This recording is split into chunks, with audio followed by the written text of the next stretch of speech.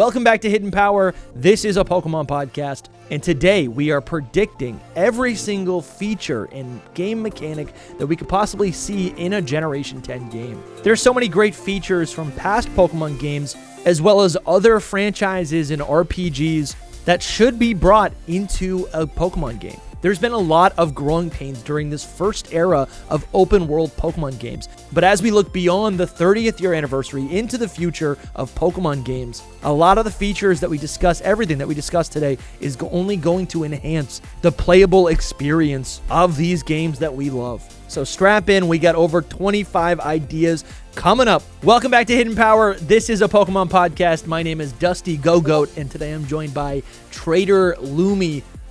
Hello. And SoulSilverArt. What's up? Listen, the podcast is international today. Soul is in Italy. True. We're still East Coast, baby. And today we're talking about Generation 10. We're talking about features that we want to see in these games. Features, mechanics, overhauls. I got a lot of fun ideas, and I'm excited to see what you guys also have to say. So let's get right into it. Lumi, you want to hit us with the rule set, or do you want to begin for us? Yeah, so when we're talking about features, we are meaning like this can be something like an actual feature, think like Pokemon contest, that's a feature, but also just things that we want Pokemon to do throughout the franchise. So I guess to kind of illustrate yes, that, please. I'll begin with a point that actually is not my point, but is actually a friend of ours' point. Lord Keeper Toby once said that he would like for them to revisit and we've talked about this before, I think on a live, he would like for the Pokemon Company to revisit every Pokemon and redo their official art. Yes. And that's, for the 10th anniversary or the 10th generation and the 30th anniversary is when released. That is like a just genius idea. No, right? you're right. Like, better way to celebrate. No, I'm sad I didn't put that in my list, but I agree. Yeah. Well, that's the thing. So the subtext here, I mean, theoretically, like any of these things could be implemented at any point, right? Historically, every new generation, things change. Whether we get a new type, there's a new battle gimmick, there's new, in Generation 9, first time we got open world, right? That would be considered a feature. There's even some crazier things like stats being redistributed or changed, altered in Generation 7 and Generation 8. You could go that far? So, there's a lot of cool things. Every single generation, we get a shakeup of some sort of how the Pokemon games function. But I think when we look towards Generation 10, there is this, underlining subtext that, this idea that, this is going to be a big deal. Generation 10 is symbolic of not only the history of the Pokemon games, but also what's to come in the future, right? I feel like fans, we are maybe not expecting, but it would be nice if Generation 10, it wouldn't be surprising if Generation 10 shook up the games that we know and love, right? Absolutely. Listen, they've had 4 years to work on this. Like you saying the stat distribution thing, which honestly we could start there if you want, because that's the number one on my list. Oh, that's on my list. Okay. Okay, cool. But that's ordinarily, if you were talking about Scarlet and Violet, if we were looking at Gen 9 coming out and you said, oh, what if they redistribute all the Pokemon stats? I'd be like, nah, they're not going to this year. But because it's the 10th generation, which that's a nice number in itself, right? 10. But on top of that, the 10th generation is coming out on the 30th anniversary of the franchise. Yeah. It feels like if they're going to make a big move like that, if they're going to make a big move visiting giving them brand new official art, this is where they do it. Yeah. That's what it feels like, I'm with you. Yeah. Well, let's start. Time. Let's start there. So, Lumi, what's on your list? Let's do stats, right? Yeah, revisit Oldmon stats, and I did also put specifically abilities too, because the thing is that abilities were introduced in Generation 3. Pokemon did get some new abilities in Generation 5 with the hidden abilities, but new abilities are introduced every single generation, so it's kind of unfair. And they do sometimes revisit a Pokemon abilities. Just in Scarlet and Violet, we got Gallade was given Sharpness, and Poleon's hidden ability was changed from Defiant to Competitive. And Shiftry got Wind Rider. But I'm saying let's go back, from the beginning, if you're Game Freak, and go from Bulbasaur all the way to, who Pecharunt, and just make sure that it's where it wants to be. The examples I put on here is that Samurott, Unova and Samurott honestly should have Sharpness too, because, it's just Listen, It is you're kind of mixing so- two different things here, two different ideas. Yeah, I think it's all the same though. It's Okay. So because it's not just about- stats. It's also Right. it's just their It's entire keeping the yeah. Pokemon up with the current power creep, because that's the thing is when Bellossom was introduced, I just saw Bellossom on there, so I'm using it as the when Bellossom was introduced, the game was so freaking young. You know, when Ledium was introduced, true, the game yeah. was so young. It's changed so much now. Landorus and Incineroar and Urshifu are a thing, and I'm sorry, but Bellossom and Ledian don't even stand a chance against those Pokemon, you know? So we need a complete revisit of everything about the Pokemon. The stats, Revamp. of course, the moveset, Yeah. the abilities, all of that. Like Samurott Sharpness is one thing I put. Sceptile, my boy right here. In Gen 3, this is a great example of it too. In Gen 3, you know, there was a split between types on what was physical and what was special. All grass moves were special. So because of that, Sceptile has a higher special attack than its physical attack. But the thing is, Sceptile is known for getting a ton of physical moves. You know, Leaf Blade, X-Scissor, you know, all these things with like the ice it fights on its wrists, right? So revisit Sceptile, swap its physical and special attack now because it just makes sense, you know? And just to give you credence, right, for to maybe build some buy-in from the audience, all the Pokemon I'm showing right now are Pokemon that have had their stats adjusted in prior generations. I didn't even realize that's does what this happen. was. So Yeah, Generation it does 6, you got all these Pokemon right here, a bunch of Gen 1, a bunch of Gen 2, 3, 4, 5. Generation 7, so there's some more stat changes. So it does happen. This is interesting. So Generation 8, it's only Aegis Slash. What is this? Generation they nerfed it, 9. actually. I didn't even realize they did change some Pokemon stats in Gen 9. It's not that many. And see, this makes sense if you look at the ones that it did. So Zasha and Zamazenta, their abilities were broken in Gen 8, so they had to tweak that. And then also Hisuian, Zorua, and Zoroark, they were introduced in Legends Arceus, where the battle system was completely different. So we obviously have to overhaul that. Same with Kleavor, who's on this list. Yeah. And then Cresselia was given like a new in Legends Arceus. So again, it kind of makes sense to revisit that Pokemon because its new move made it a little more broken. So we have to nerf its defenses a little bit. Sadly, it is more. Yeah, it's more based on like the competitive side of everything. So like you were thinking about Ledian, it's like he's not used at any point, and they're not trying to make him better. So it's like, and that's what I'm saying is they need to try to make them better. Yeah. You know what I mean? Yeah. Like, let's revisit these Pokemon. And I'm not saying they have to like, you know, like with Ledian, I'm not saying let's make Ledian 600 base stat total, because I also do get that you want some Pokemon to be weaker, so you have room to give them an evolution or a mega evolution down the. Yeah. But like, I do think that they should just be usable. Yeah. You know what I mean? Like, even if it's in a singles format. Yeah, I guess I also want to say they should think about it. Most stat changes that have happened in the past have really only differentiated or been altered by like 10 to 30 stat points, right? Which can make a big difference if it's all concentrated on a single stat. But for the most part, I think this is the tough thing. And I think this is maybe why Game Freak has been a little conservative with these, like with the balancing of Pokemon stats and moves.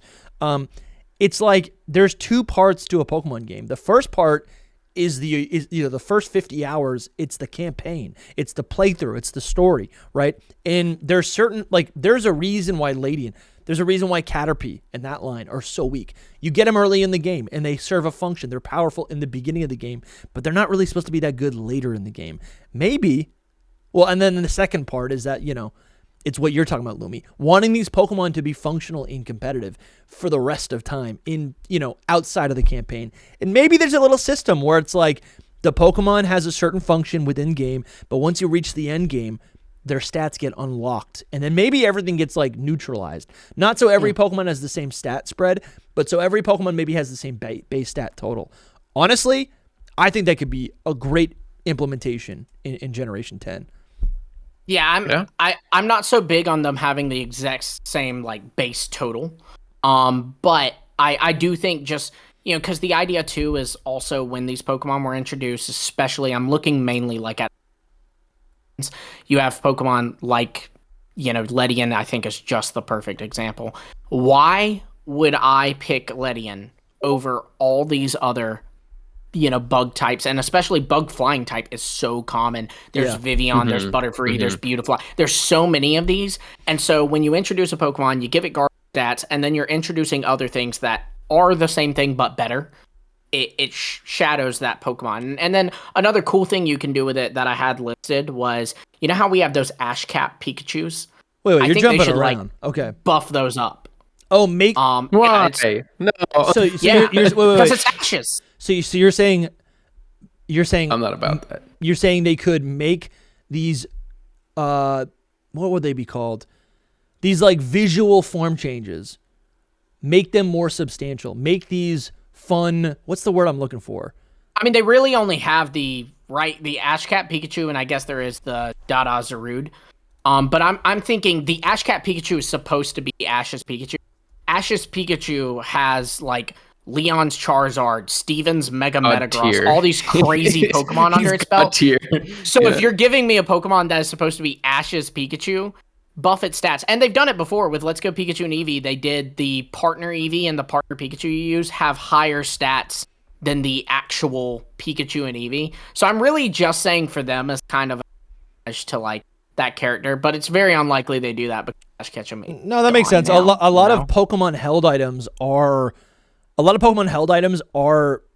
like power enhancing. So the idea that like Ash's hat could kind of function like a bonus, a default item, right? So maybe Ash's hat gives Pikachu more critical hit, like a higher critical hit ratio or something, right? Right. But you could also give it the light ball. So now all of a sudden it's like increased attack Super plus stat or plus critical hit, and then maybe this is like the Dada Zarude, maybe this is like Choice Scarf, right? But you aren't limited by like which attack. That is fun. So it just increases speed or something. That's a fun idea. Cosmetic was the word I was looking for earlier, Lumi. There's a lot of cosmetic Pokemon forms, and I do think tied into this, maybe some of those forms could just have a slightly different stat spread. I find like that is always more enjoyable. I don't know. Exactly. That's exactly what I'm saying. Like they should totally do that. And it's weird because they do it with some things like, where Madam has these different forms and they differ with type and they differ with. So it's like, why not take just this one special event Pikachu and, let it have a bit higher of a stat? Why not take this one special Zarude, let it have a bit higher of a stat? But this would be part of an overhaul all the Pokemon, in my opinion. Like, just go through all of them and make sure their stats are at least somewhat creeping up or keeping up with the power creep, No, I love this. That's so good. Zarude is so beautiful. It does look pretty cool here. I love this Pokemon so much. It's a cool Pokemon. Yeah. No, that's honestly a really cool idea. It got so much good art. Yeah, I'm not so crazy. I mean, obviously, I want Ledian to get better stats and a lot of other Pokemon to get better stats, but at the same time, like, it doesn't like attract me so much that I'm just like super interested in it. That makes sense. You're not a competitive player. Well, I think that's the thing. I love this guy. This is the reason I want it too. I love this guy so much, but I hate that like it's a special attacker. Sceptile, yes. And for listeners, Sceptile, and I was like, let's go. Let's make Zarude happen. But like, we're talking over each other. I was pointing to my Sceptile. Lumi has a sitting cutie, a Sceptile sitting cutie. Right.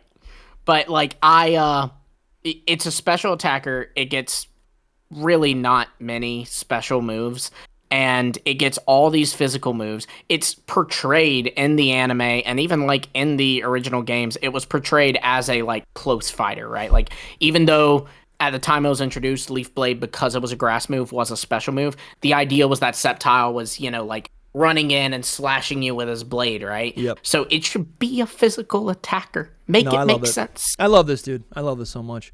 That's great. Let's move on to our next one, because I can only agree with you. I think this would be I just said move on, but wait. You don't like the idea? You don't like the idea? I just want to get this clear. I like the idea. Because I think when you're playing through a game, a Pokemon, Pokemon, it's an RPG. They fit different niches. You're going to have weak Pokemon, right? You're going to have stronger Pokemon. You're going to have rare Pokemon. But I think the opportunity is only in post-game to make the dream of like using your favorite Pokemon a little bit realer. The idea would be that like, even if you're using Butterfree all the way to the post game, once you reach post game, like wouldn't it make sense if like all Pokemon now go up to at least a certain BST, base stat total? Now you're, Of course. Now your Butterfree's not locked at 380 for the rest of time. And maybe now it's like you could actually use it competitively for, you know what I'm saying? It's almost like ignore the but stats. I'm just saying, why do it, for the post game? It'd be nice to, because in the main game, let me, and I'm not saying make it broken. Like, again, I'm not saying make it a pseudo, Sure. but like to keep using Ledian as the example, make it like somewhat viable. That Pokemon is garbage. Yeah. Well, because I think like certain Pokemon are designed to be more strong in a game, like during the campaign. Right? Well, and that like would a pseudo still exist, legendary right? wouldn't be epic if it's not super powerful. Right. If we give Ledian 100 base stat total added, it's still Sucks. lower than a lot of other Pokemon, Sure. Okay. That makes sense. All right, cool. So that was on my list. You want me to go next? Sure. All right, my number one, type retcon. Just like with what we're saying. Exactly. Just like what Lumi's saying, what I want is, I think all the different Pokemon. I like this. There's so many Pokemon that are here. Let's pull it up here. There's so many Pokemon that are like powerful in their own right, or have so much potential, whether it's the design or whatever. But I think there's so many Pokemon that are not properly represented, and that doesn't mean every Pokemon needs a dual type. I'm sure there's some Pokemon that could be stripped of a type, right? Like all of the, I'm just looking at it right now. We have all the early bird Pokemon. They don't all need to be normal type. Some of them could just be flying type. But there's also some Pokemon that are just like so obviously like a product or an artifact of whatever game they debuted in. Blastoise is always what I think of because it's the first thing in the decks that could acquire a new type. Blastoise evolves to gain these giant metal cannons on its back. Why is it not the steel type? It's got this hard, impervious shell. It even matches up the steel type to what the Pokemon embodies. So that's just one example of probably like 100 Pokemon that could get a new type. Or it's always crazy to me that with Blastoise, they even gave it a Mega, which is way after the steel type's been introduced, and didn't give it the steel type at least on its Mega. It's weird, man. It's weird. No, I agree. Charizard, you get 2 Megas. One of them's Dragon. Blastoise, you can shut up and stay with what you got. Yeah, and I want to be very. I do get it at the same time though. It's just they're water like cannons, so it is a water type. I don't know. It doesn't have to be steel. It's not shooting steel. It's not like doing anything with the steel. The water is the important part about it. I can see it. Yeah, but like Empoleon, you don't see any steel in it except for the trident on its head. And again, listen, we did a full Soul and I did a full episode about like new types that Pokemon could have. We've talked about this topic. Check it out many times. It's on the channel. My point is to not give with all of this, even with what Lumi's saying, not every single Pokemon needs a Redux, but there are a lot of Pokemon that could benefit from a Redux. And I think even something like, Raticate's just a normal type rat. Sure, that's fine. But you could also say this is something that's used by Team Rocket, right? This is also like a rat that's venomous. Maybe it's more interesting if it's normal poison type, right? Maybe that's a stretch. But I'm just saying, like, you could look at any Pokemon because it already got a regional form. But yes, I think So I don't know. I think there's so many Pokemon that just need a little, a little tweak just to make them either more interesting, more competitive. Because that's another thing. A lot of Pokemon back in the day fit a niche that was just a repeat of what came before it. We have all these early route bugs, right? We have all these early route rodents. We have all these early route birds. They're just they're cliches or they're tropes, right? And I think at this point, if we're going into Generation 10, make Sentret and Furret a little bit more interesting. Make Hoothoot a little bit more interesting. There's no reason why this Pokemon couldn't have a Psychic type, right? It literally learns Psychic. It's good against Ghost. Like, this is a whole thing, right? Give it the Ghost type. Give it the Psychic type. Give it something just to make it stand alone. And maybe it could be a reason why this Pokemon then, could actually end up being used competitively. So I don't know. I don't know what you guys want to add to this. I think the main reason they don't visit types, I think, is because it can potentially deter down the road an opportunity to make an evolution or a regional variant. And I also think that's the same reason I don't touch the stats. Like Ledian is a prime Pokemon to get an evolution, primarily because its stats are so bad. And so it is like, if we give it this thing, like if we give Noctowl, like imagine if they gave Stantler the psychic type. Well, now Weird Ear is not nearly as interesting, you know? I would argue though I don't know if that's totally true, because they could still, like, Generation 10 would be the new reset, but you could still progress from there, you know. They could basically, this is the advantage of doing these you know, whatever you want to call them, like these resets. It's like you can now have a new standard, right? So maybe all these if you're bringing all these bug Pokemon up to par, they don't go to 600. Maybe they don't even go to 500. Maybe they're just at 450. But that's way better than like whatever they're at now. Like I'm pretty sure 60 points higher than Ledian already has. Exactly, right? So like that could do so much. And then its evolution could then, you know, pass 500. I don't know. This literally, we've done this in so many different episodes of like Pokemon that should have different types. So definitely go watch any of our type deep dives if you're interested in this topic. But I don't know. There's so many Pokemon that could use a slight little, just a little bit of an enhancement. Yeah, this is like a whole video we could do too. We like literally just and like, these are all the Kanto Pokemon that need something. These are all the, you know. Absolutely. No, absolutely. Ooh, we'd do it by generation. I kind of like that. Yeah, absolutely. Because it'd be a nightmare if we sifted through 1,025. I mean, we can do there are even Pokemon in Paldea that need, like, Spidops needs it too, you know? Yeah. A nightmare for us, a beautiful dream for the fans.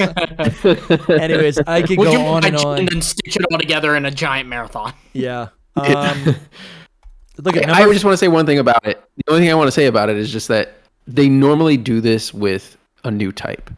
And I had new type on my list. I'll just say that, like, but it was like a throwaway one. It was like the one that you put at the end, like, oh, they could just add a new type. So I'm not going to go into deep into new types. But if they did do a new type, they would do a type retcon of probably everything the new type involved with, like they did with the fairy type. Great. But then also they might tweak other things in the whole situation because of that. That's a great point. Yeah. Soul, I really should have brought that up. Like, again, the precedence for this is that when Steel type was added, they went back to Generation 1 and said Magnemite should be a Steel type. They also said when Fairy type was introduced, all of these Pokemon, right? Snubbull, the Clefairy line, Togepi, they all, Gardevoir, they should all be Fairy type. Some of them were added too, or not added, but an overhaul too, which is like Pokemon like Mr. Mime get the Fairy type added to its already existing type, but some Pokemon like Clefairy, they were like, normal? No, there's no normal involved with it. It's just Fairy. Exactly. I liked that a lot. I really enjoyed that. So like there is a precedence for this. It's mostly when there's a new type.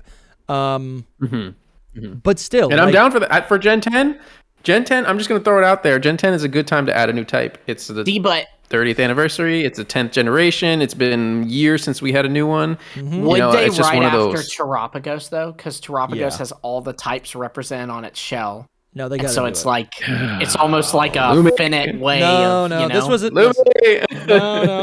Let's go on to the next. This is a good because I've been trying to figure out.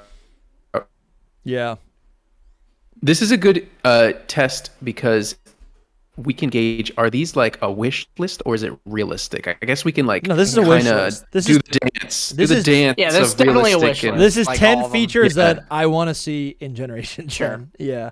What type would you do, Soul? If there's a new type, what type is it? Oh, I've said this a bunch of times on this pod because we've talked about this a lot. But for me, it's either the light or the sound type. I selfishly want the light type because of Ultra Necrozma, and I've seen like so many other good Pokemon that could get it. But the sound type makes the most sense.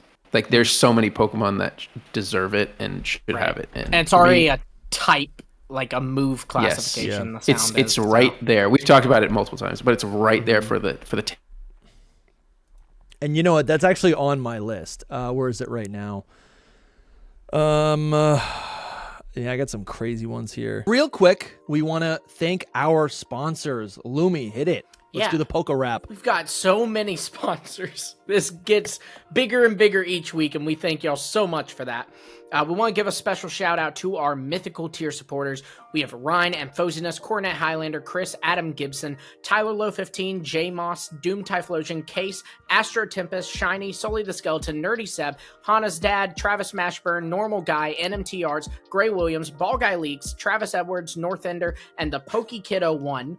We want to give a shout out to our Arceus tier members, SEH, Art Gold, and Red or Carson K, and a mega evolved shout out to our Game Freak Inc. level members, Young Smokey, Bramtastic, and Common Dub.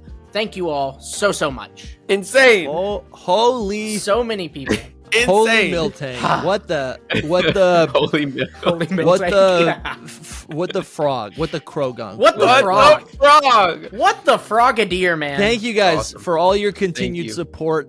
You know, you guys, we don't have sponsors, but we do have sponsors. You guys are the sponsors. You guys are backing this show, right? You have made this show possible week to week. We are growing our team, right? We're growing our creative team, our content output. We've got people manning the social media. We got people editing this video right now. We're growing this team so we can bring a better product to you guys. We can spend more time doing live streams, making more content for you guys here, making more content for you guys on Patreon. We're trying to expand Hidden Power throughout 2025, and all of these great changes are only possible with your support for watching, for liking, for upvoting, whatever, but also for putting your money where your ears are at and supporting the show. So thank you guys. It's honestly, I am so grateful for the success of this show. Looking, just looking back where we started a couple years ago, it's immense, and I'm so proud of everything that we've created. So thank you guys for thank you for being here, and I kind of like that, putting your money where your ears are at. Yeah. I'm impressing Very good. myself. Thank you guys. Thank you. But all yeah, so just much. thank you guys so much for listening and for supporting. You guys really make all of this possible. And yeah, we're an independent podcast, and you guys are funding us completely. So thank you. And if you want your name read at the mythical tier or higher, you do get producer credits. That's a $25 tier or higher. You get your name read on the show. So thank you guys so much. And back to the video. Let's see. You spoilers. What did he say? That's on my list somewhere. What the new he type. Said new type. He said Yeah. new type. Yeah. Let's just bump and up my an new. evolution with it. Yeah, let's talk about it right now because this was on my list. New Pokemon type. Again, we did a full video on this like 2 weeks ago about all the new types that should exist. But yeah, I guess again the precedence is Generation 2, Steel and Dark type were introduced. Generation 6, we got Fairy type. Now it's Generation 10. Which honestly, every 4 years we're getting that we could bend it. It might be a good headline to say that's a pattern. Generation 2 to Generation 6, we got new types. Barely, but yes. Generation 10 is another four generations. I would love to see a new type. Would love to see it. Sure. Yeah. Yeah. It's not a pattern. It's been X and Unless Y it was happens, 2013. then it's a maybe. So it's been 13 years since the last one. I mean, Yeah. that's Listen, something. again, we did a full video on this. So we don't need to spend that much time on this, but I think, like you said, sound type makes sense. Light type is pretty cool. I like the idea of a cosmic type for all the space Pokemon. I think that's kind of cool. You could make an argument for a separation between flying and the wind type. Oh God, I hate that one so much. Well, I only like it because there's a lot of Pokemon that utilize wind or pressure, and they don't fly. Things like I feel like Shiftry. that's more of a need to rename the flying type than it is to make a separate I agree. classification. That's good. Like That's good. likewise, there's the grass type. Okay, well, Yeah, Vileplume is a flower, not grass. Yeah, you yeah. know, Morlul so- is a mushroom. It's not a Right. plant. Yeah, I get what you're saying. right. So, Plant but type. there's a lot of Plant fun type. opportunities. There's definitely a lot of fun opportunities. And when we did this, like, there's like a bunch of egg groups, like the human-like, which won't be a type. There's the monster category, Human-like type. but monster is an egg group, and it would be kind of cool if there was a monster type. Similar to like the dragon type, where it's like Kangaskhan, Yeah. King, I don't know, Rhydon, I like all the guess. kaiju. That'd be kind of fun. Yeah. I don't know. My brain kind of sees those more as like mammal, bird, fish, insect, like kingdoms, Yeah, right? That's what it you is. got No, not monster, kingdoms. That's dragon. classifications. The fish type. We need the fish The type. fish type. Oh, yeah, I see what you're saying. Yeah. But yeah, Anyway, honestly, the new type, yeah, I think the new type is very similar to like retyping older Pokemon. There's some Pokemon that just don't feel properly represented by their typing. Like, LGM and BEM, Psychic type makes sense, but there's more to that story, right? They literally are creatures electric. like, yeah, Could be well, electric. sure, yeah, you could give it the electric, but they're like literally extraterrestrials. See, but I feel like psychic ties to that because the basis of like Yeah. psychic beliefs is tied feel to like- like constellations and astrology and all this. Right. Yeah, but it's we also also- did a deep dive on that. Yeah, we did do a deep dive on that with who was that with? Ron, True Green 7. That's on I think the, so. That's which- on the channel Yeah. somewhere. But Mhm. but that's the idea. If you introduce a new type, now you can create new Pokemon designs around and informed by whatever that type represents. Yes. Like there's so many Mhm. fairy type Pokemon that just couldn't exist, or if they existed, they would just be like Comfey maybe would have been normal type or psychic or grass type, but it very easily fits into the fairy type. It's this little creature, kind of like a bug, but like Mhm. it's a fantastical creature, For sure. Anyways, so I think that'd be kind of cool. Come on, you're telling me Yeah. the Cosmog line shouldn't be cosmic type? They'd be light type. No, because Light type. psychic fits for them. All right, well, listen, we I did don't. we did a know full psychic- deep dive. I know we we literally can't do a whole just did this. like this is not a type episode, but like the whole like thing is not the psychic thing should not be like related to space to me. But that's just me. All right, yeah, that's fun. Anyway, I think you're confusing psychic with magic then. Yeah, because the I don't magic know. But type it just is the I don't know if fair. it has a lot to do with space. It's Outer like space type. psychic beliefs do have a lot to do with space. Magic Yeah, I get it. doesn't necessarily, But the I magic get is what you're like the saying. fairy I type. just- yeah. Listen, we've talked about Anyway. this many times, so go check out those episodes. We got to move on. For sure. I'll give you mine. So that's My real Yes. one. Those are the first three. What's up, Soul? What are Yeah. we doing? So I'm mixing two because I actually did 12 of these. After we had decided to do 10. I know, and now right? we're doing I 5. know, But I know. either I know, I way, came we're up working with it more, out. right? I'm mixing them all together, right? So, this is like a wish list, but also not. I mean, to me, I'll just say it right out. For Gen 10, we are assuming it will be open world. Yes. But if we could not have open world, I would prefer a not open world. That's bold to say, interesting. but Okay. Okay. I would prefer not open world. But since we are probably getting open world right off the bat, level scaling for Yes. the Level That's scaling on is mine one, too. alright. yes, and it's a big one because of everything that it entails. I mean, we've talked about that multiple times on this podcast as well. And one of the things that holds Scarlet and Violet back the most is level scaling, because you don't have true exploration because you can just one shot everything if you level up your Pokemon enough. The gyms don't level with you. The random battles don't level with you. So it's holding it back. Mm-hmm. And Honestly, go for it. I'd even, to add to your level scaling point, like with it being open world, I'd even say if it's linear, still do level scaling. Like it would be cool because you can still like grind, right? And walk into a gym and your Pokemon be like 3-4 levels above it. And so like I'd say like it'd be cool to get where gym leader's ace that you're taking on will be the same level as your Just level scaling across the board in all Pokemon Right. games. yeah, I mean, It'll be fun. maybe, That'd and be like, fun. it wouldn't have to be all trainers, but like special trainers, gym leader, Elite Four champion, maybe your rival. Yeah, so a definition of level scaling from Giant Bomb, just for those who may, let's just clarify it so like we know what we're talking about, right? Right. It's like a level scaling is a common thing in RPGs. It's used to create a continuous, consistent challenge to the player. As the player characters rises, this would be your Pokemon, right? As you level up in the wild, or fighting other players, or NPCs, as your level rises, the aspects of the world will change to accommodate the character's growth. So this would be gyms. This would be maybe wild Pokemon. This could be other trainers, right?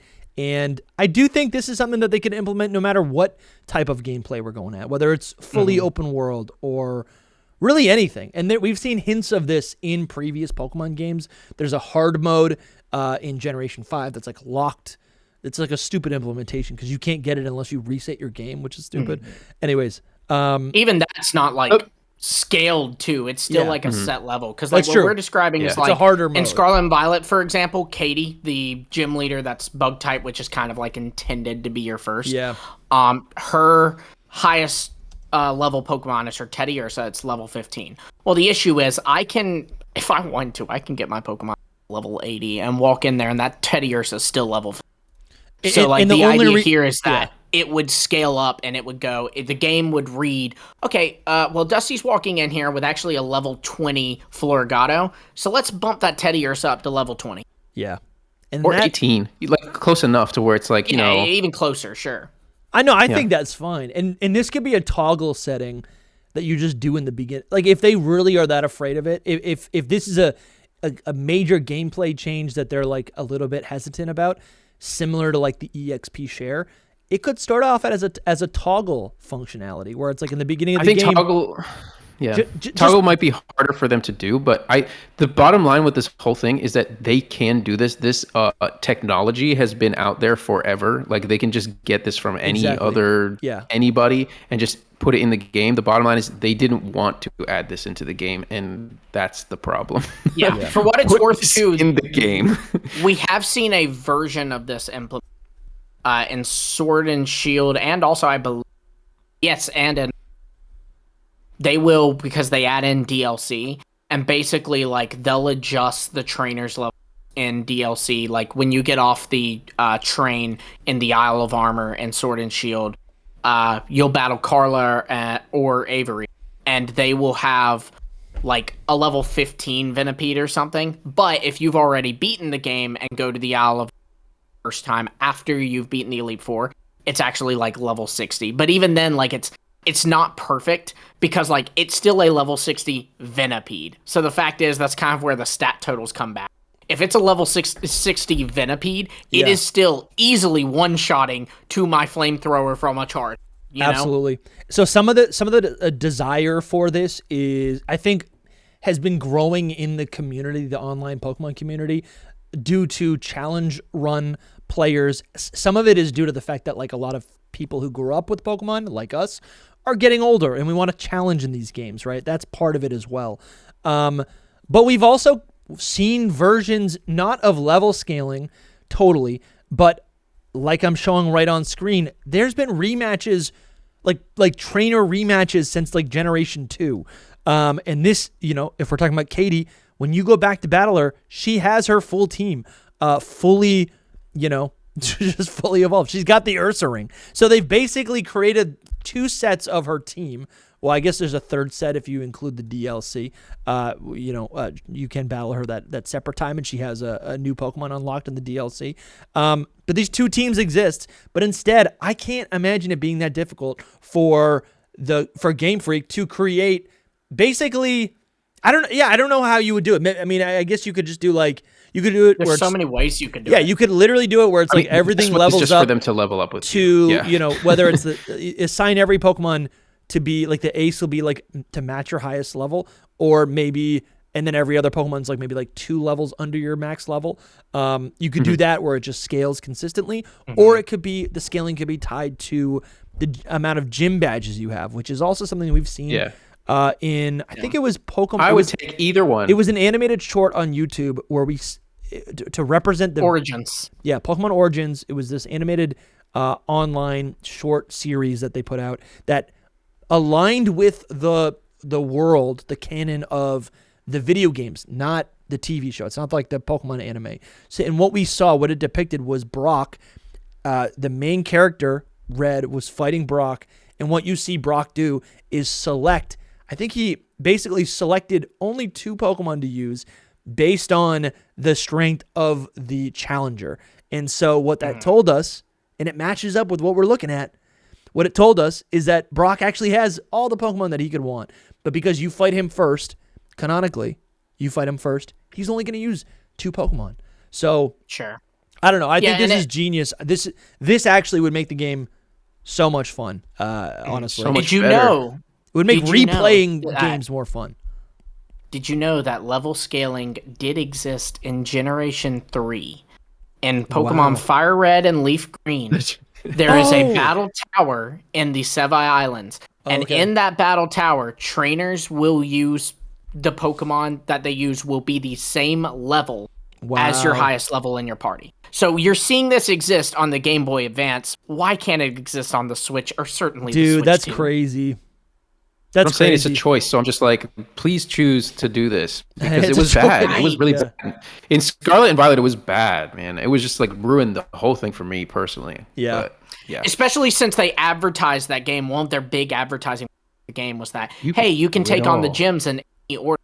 But it's like, well, not order. really. Like, Yeah. I guess technically, but if I walk up to the ice gym, he's using a level, level 48 Altaria. Yeah. And I've got a Yeah, you level can't 7 just- Sprigatito. Yeah, you can't. You cannot go straight to the ice gym and try to beat him. You will lose. Right.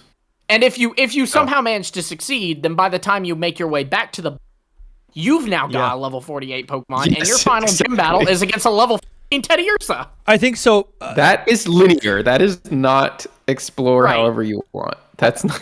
If I could And they don't tell you monologue what for to 60 do that in. seconds, I think, something that I enjoy about these games, it is the world. It's these characters. And I think the way that trainers and characters are represented in these Pokemon games in the Pokemon world, it's through their Pokemon. The Pokemon they use is a form of their own expression. And the way that we get to know these characters, at least the way I understood these characters, when I'd play hundreds of hours of, Heart Gold, Soul Silver, Black and White, is when you go rematch these people, you get to watch their teams evolve. And then you get to see, there's a sense that these trainers, Brock, for example, right, is leveling up alongside me. I'm not a monolith in this world. Yes, I'm the main character. I'm the hero, right? I'm saving the world. But these other powerful trainers are also advancing alongside me. As I collect legendary Pokemon, these rare Pokemon, I catch a Dragonite. That's great. But now, Brock's got a T-Tar. Brock's getting, you know what I'm saying? It's Yeah, yeah, even yeah. They can beyond still that do to me, it. though. If he's a gym leader, he is selected. He is one of 8 people selected to be like a pillar to get your way to the league. And he got there by having just a level 10 Onyx.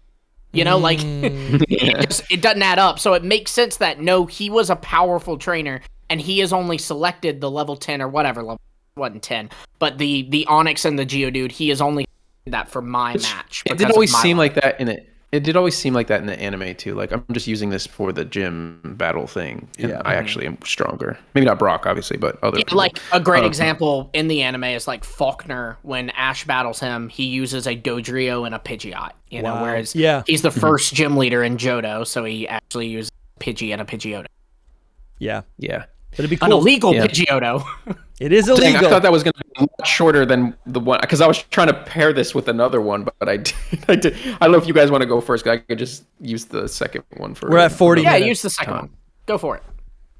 I This was is going fun. to say side quest. Like, since if it's open world, I would just say I would love for like ZA like side quest to join the open world experience, because that's what makes open world really good. No, I don't know how agree. it would go with Pokemon, but I think that like just better side quests than Legends Arceus for sure, but just having side quests. I think so like have one main campaign and then have side quests that you do Yeah. things not like Scarlet and Violet, but just like multiple ones. I think side quests have almost always been a part, or there's been a glimmer of maybe what a side quest could feel like ever since the beginning. The one I'm thinking about is in Hoenn, but you guys haven't played that game. I have. Get out of here. It's worth playing. It's worth playing. I played it. Louis played. I know. Roping me in with Soul. I got stepped on the mic, man. Again, It's true. what we're looking for with side quests is we're looking for personality. We want to get to know the people of the world. I Yeah, think there should be a story. in general, attached to it. let's do Kanto for example. The copycat girl, right? Kind of doesn't matter at all. But in order to progress, the copycat's in Generation 2. Copycat's in Kanto. It's in Copycat. that's There in the- is a copycat girl in she's in Saffron. in at least Gen 3 Kanto. Yeah. Okay. But you don't need Maybe to that was that, do anything anyways. to progress. Yeah, that might have been added in like gold and silver. I think it Yeah, might have been gold it and may silver. I know it's in Fire and Leaf Green. I don't know about the original. But how about this? How about this? Bill honestly feels like kind of like, I mean, Bill saving Bill, that feels like, all right, let me go back. My original example in Hoenn was the person that you talk to who has a million Wingull, and he gives the Wingull like a message, and the Wingull flies off.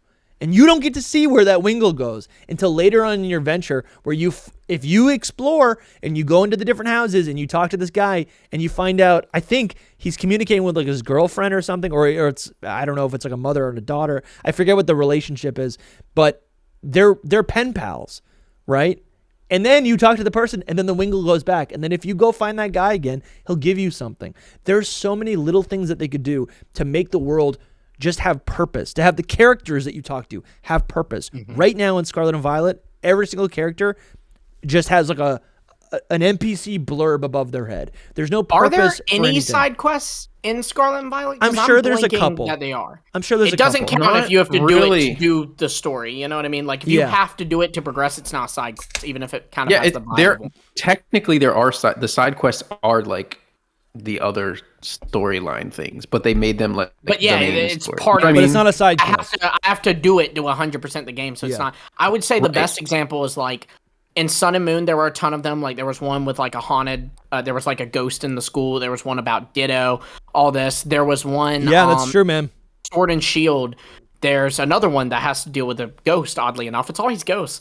Like they like to do these like little, I don't know, side quests in those games. I feel like Scarlet and Violet, they just completely blanked out of it. But it's exactly what y'all said. There's been these in the Pokemon games for a while now.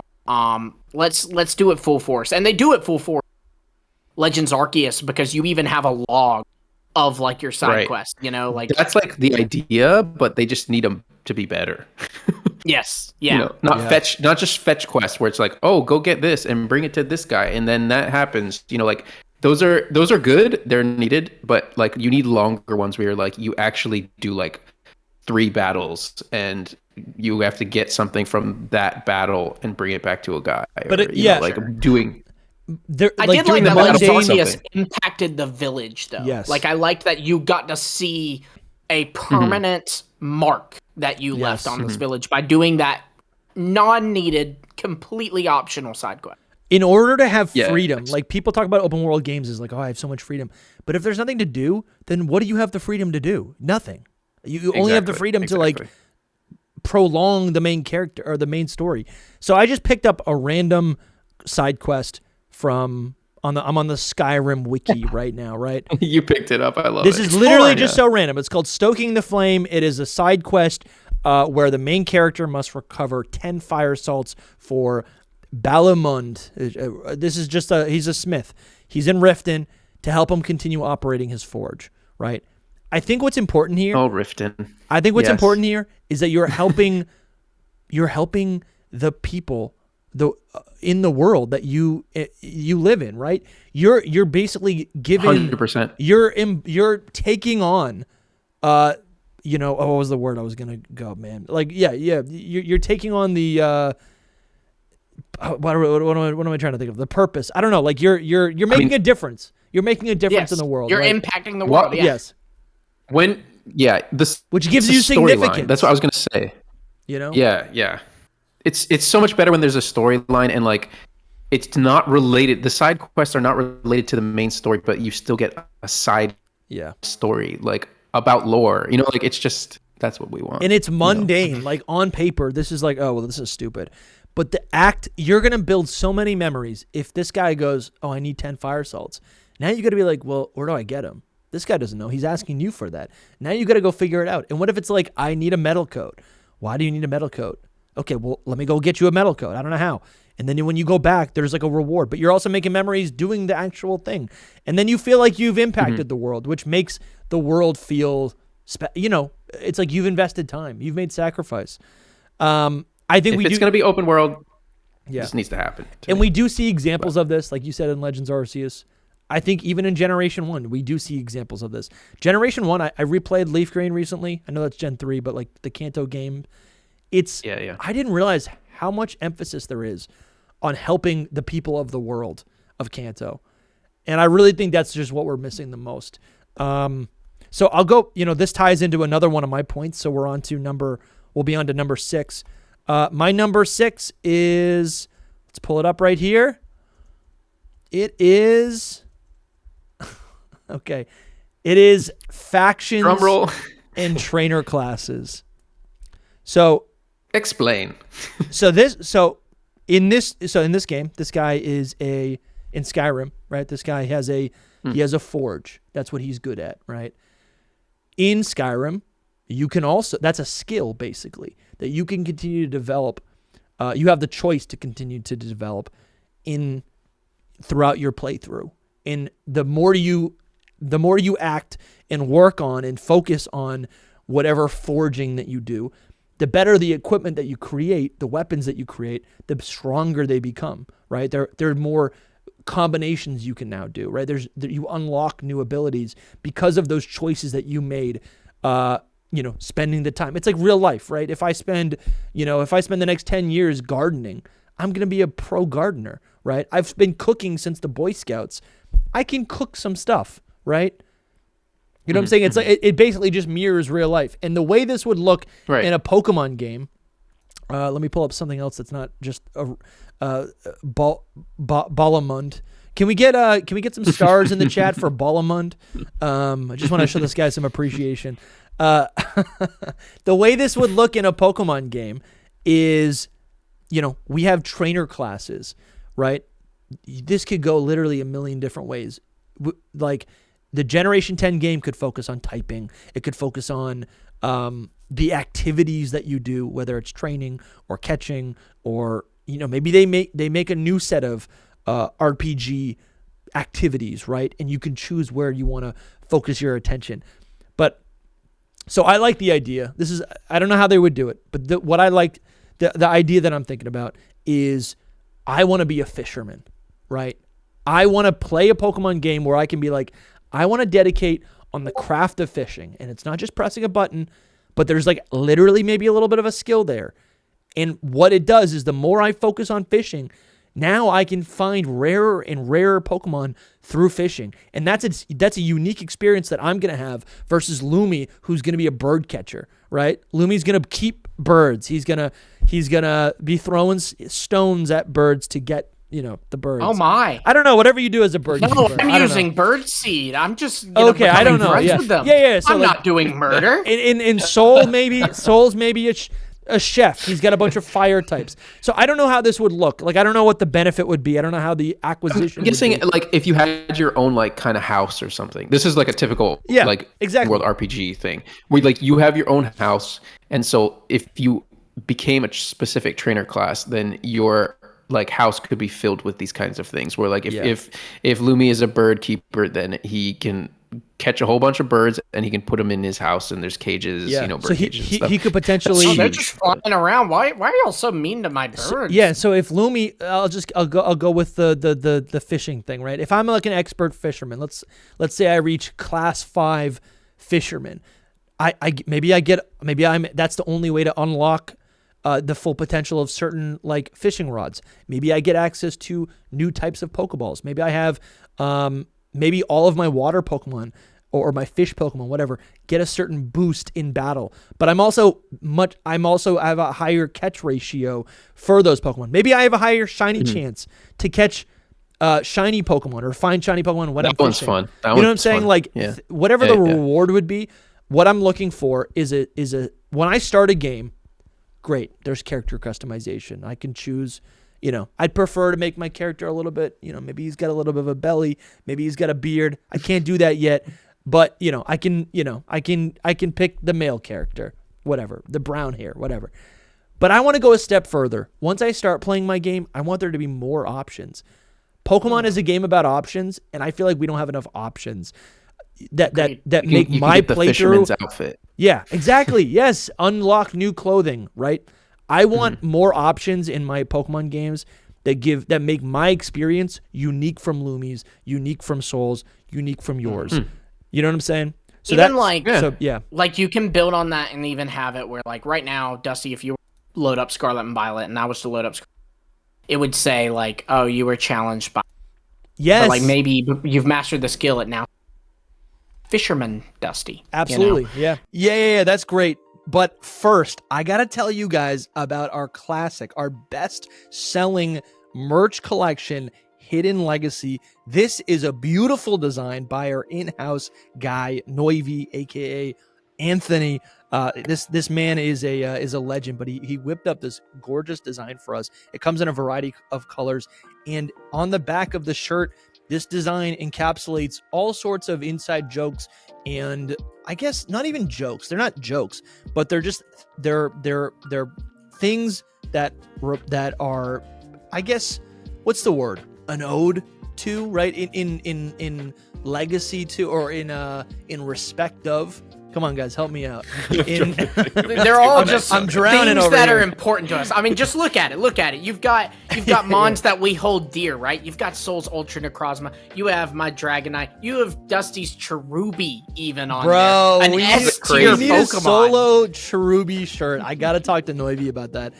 Honestly, I kind of forgot about this, but you got the Pokemon Snap camera up top. That's a classic Hidden Power moment right there. And at this point in time, both Soul and I have played a little bit of Pokemon Snap. So this is kind of a retro design at this point, being a thing. But anyways, this, like I said, this last summer, we had this created to really just kind of like capture not only the legacy of the show, but also just a lot of the designs, but also the colors that we chose were really in service to or meant to remind.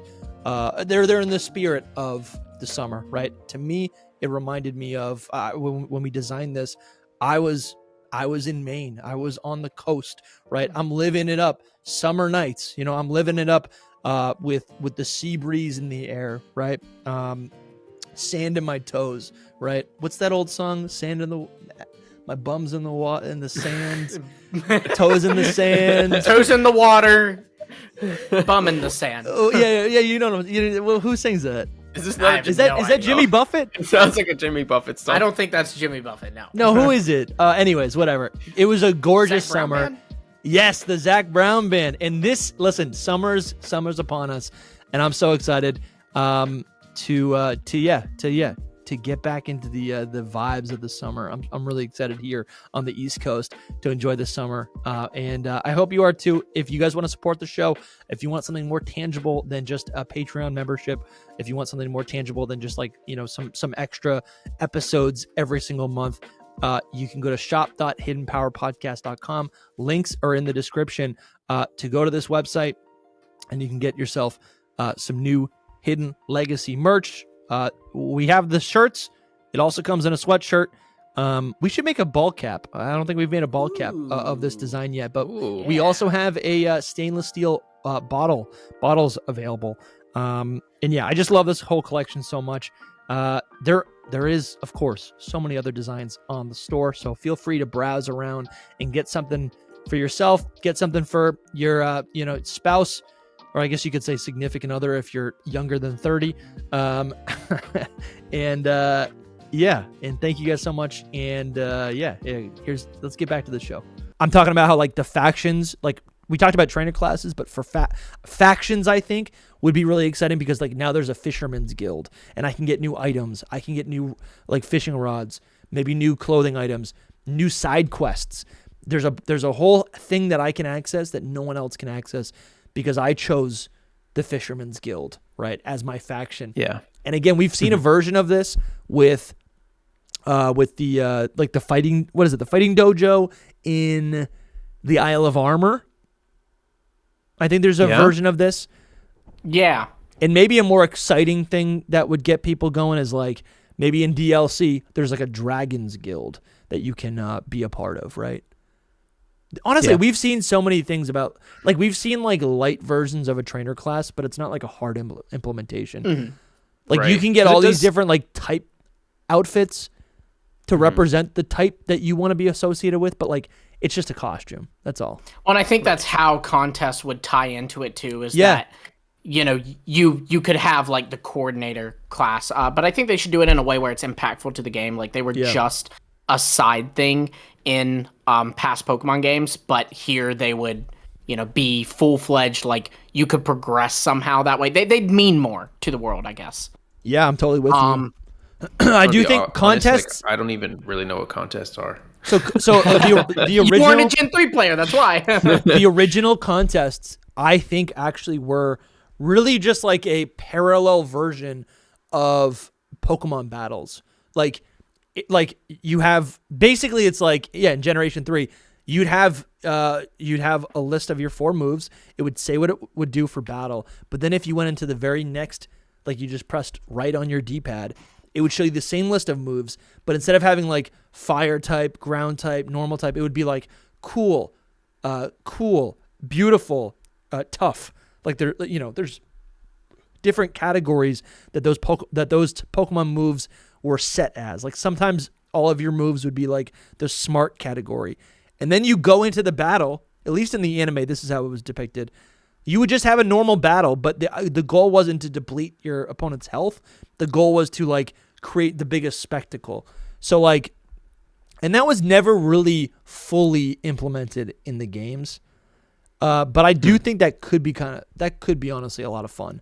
If it's just a parallel to battling, it's still battle. I mean, was this that impactful to you, Lumi, that you would want this to be one of your I think it's features? because of the anime that it is, honestly. Yeah, the anime. The anime, for 2 generations, you had, while Ash was progressing through the gyms, you had May or Dawn progressing through the contest, and they were cool in the anime. Like, they were actually, like, really neat in the anime. They weren't like how they were in the games. And I think that idea of, like, it being more showing off a Pokemon versus, being the strongest, I think that does...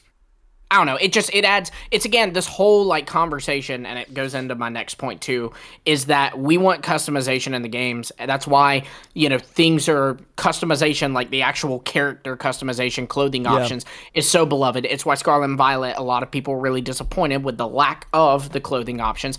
It's why the secret bases from Gen 3 and Gen 4 were so beloved. And then Brilliant Diamond and Shining Pearl kind of got some flack for that because they dumbed down what you could do with your secret base in the underground and Brilliant Diamond and Shining Pearl. And so that's one thing. And then on that note too, in Pokemon Legends Arceus, you're flying around on a Hisuian Braviary. Dusty is, Soul is, I am, Jake is, Toby is. Everyone is flying around on a Hisuian Braviary. Let me pick my different Pokemon that I can ride on, And maybe it's not locked to the move Surf. For sure. And it's just like there's a category of Pokemon that can be ridden on water. There's a category of Pokemon that can be ridden in the sky. And it's customizable like that. I hate on Let's Go so much, but that is one thing that Let's Go did amazingly, is that I could ride, now it was through the Surf HM, I'm pretty sure, but I could ride on a Lapras. I could ride on a Gyarados. I could ride on a this, I could ride all these different Pokemon that fit the bill. It wasn't just Lapras like it is in Sun and Moon. It wasn't just, Koraidon like it is in Scarlet, It's another form of expression. Also, like, when you're, like, we talk about immersion, right? Honestly, this is just, this whole video has been great, because it's like, it's just reminding me that, like, Pokemon is an RPG first. It's a role-playing game. I want to live out my Pokemon fantasy however I would normally do that. If the Pokemon games are a portal into the world, I should be able to have that full customization. And it's not, and what I'm talking about is not like that hard. Like, they already have the technologies to do things like these ride Pokemon. Basically, every Pokemon would just be designated with like one of, let's say 5 or 8 different things, depending on what it can do. Like Charizard can fly. Where would the trainer model go on the Pokemon? They would just put it wherever that would make the most sense on the Charizard, right? But yeah, just like, Mudsdale can be ridden, Sharpedo can be surfed on. Like, just pick and choose what makes the most sense. And they can also exclude things that don't make sense, like Dodrio and non-flying birds aren't going to be able to fly you. That's all it needs to be. Well, maybe Dodrio could. No, it can't do it. It's like it can't. spinning its heads helicopter style. It flies a new Pokemon Snap. I've seen it. I had to take a picture.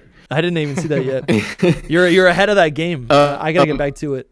But yeah, I think ride Pokemon is another thing, especially like with open world games.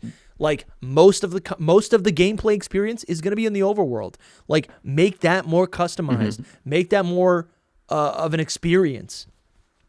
Exactly. This was 100% on my list. I was probably gonna say it next. Yeah. But yeah, I like literally I don't want a Rotom bike anymore. Like I don't want the Rotom to be my ride. No, I agree with you. I want Pokemon to be my ride. Totally. Yeah, and like you pick it, you know.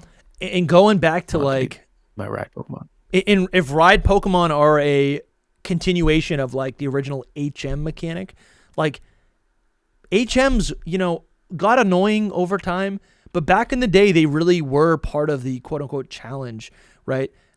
Of these original games. Like it's part of the balance. It's like, yeah, you can do whatever you want, but the function of the HM, like you do need to make a sacrifice. You do need to sacrifice one of your Pokemon's moves in order to be able to have a skill that helps you not only in battle, but also in the overworld, right? That's just kind of some of the functionality, right?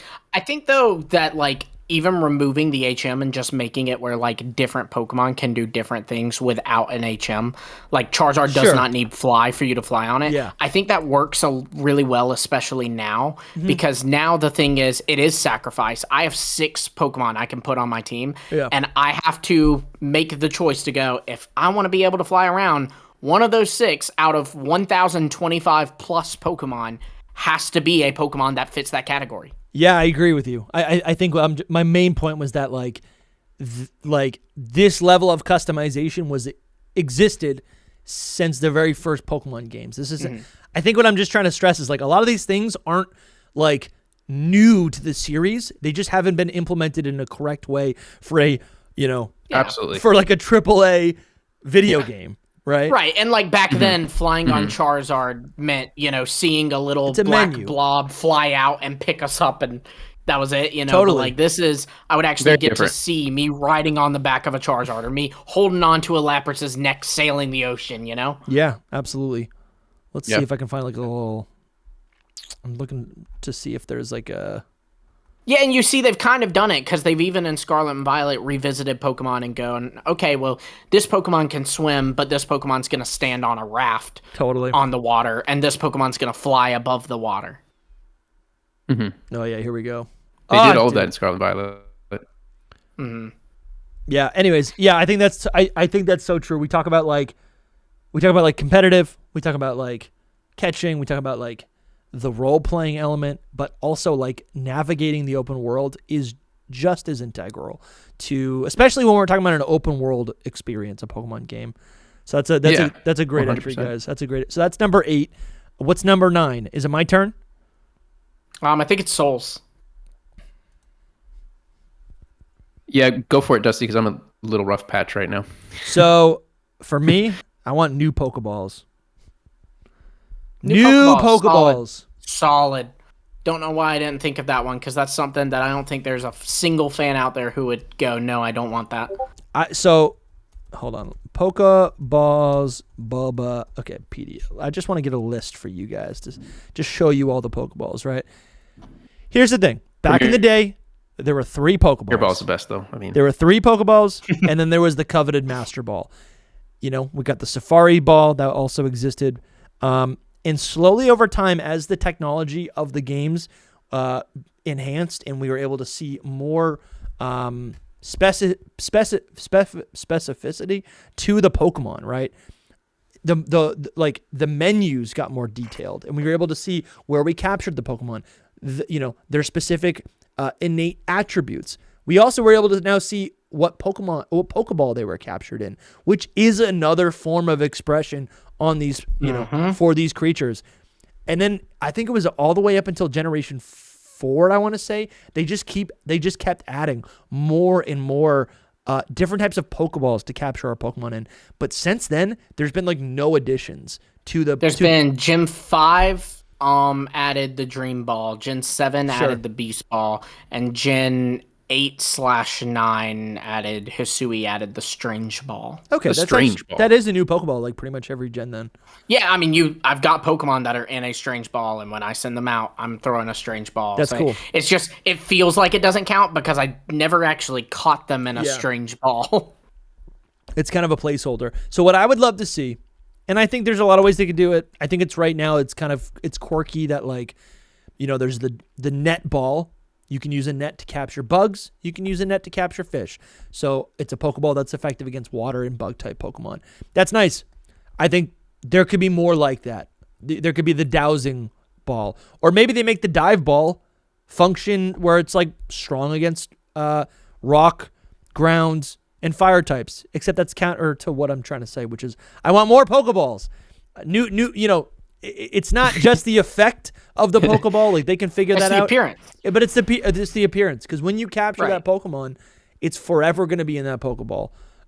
We skipped over the people love to balls. like color code it or like have the animation where you throw it out be like matching the Pokemon, like I like to catch ghost Pokemon in a dust ball so that when I throw them out, there's that like little spooky around it. Like that's fun. Absolutely. And something I should have said in the beginning, which is a Pokeball is literally it's integral to what Pokemon are. They're pocket monsters. You capture the Pokemon in a Pokeball and then put the Pokeball in your pocket. It's like the whole point. It's tied. I mean, the Pokeball itself, the original Pokeball, is literally, it is iconic.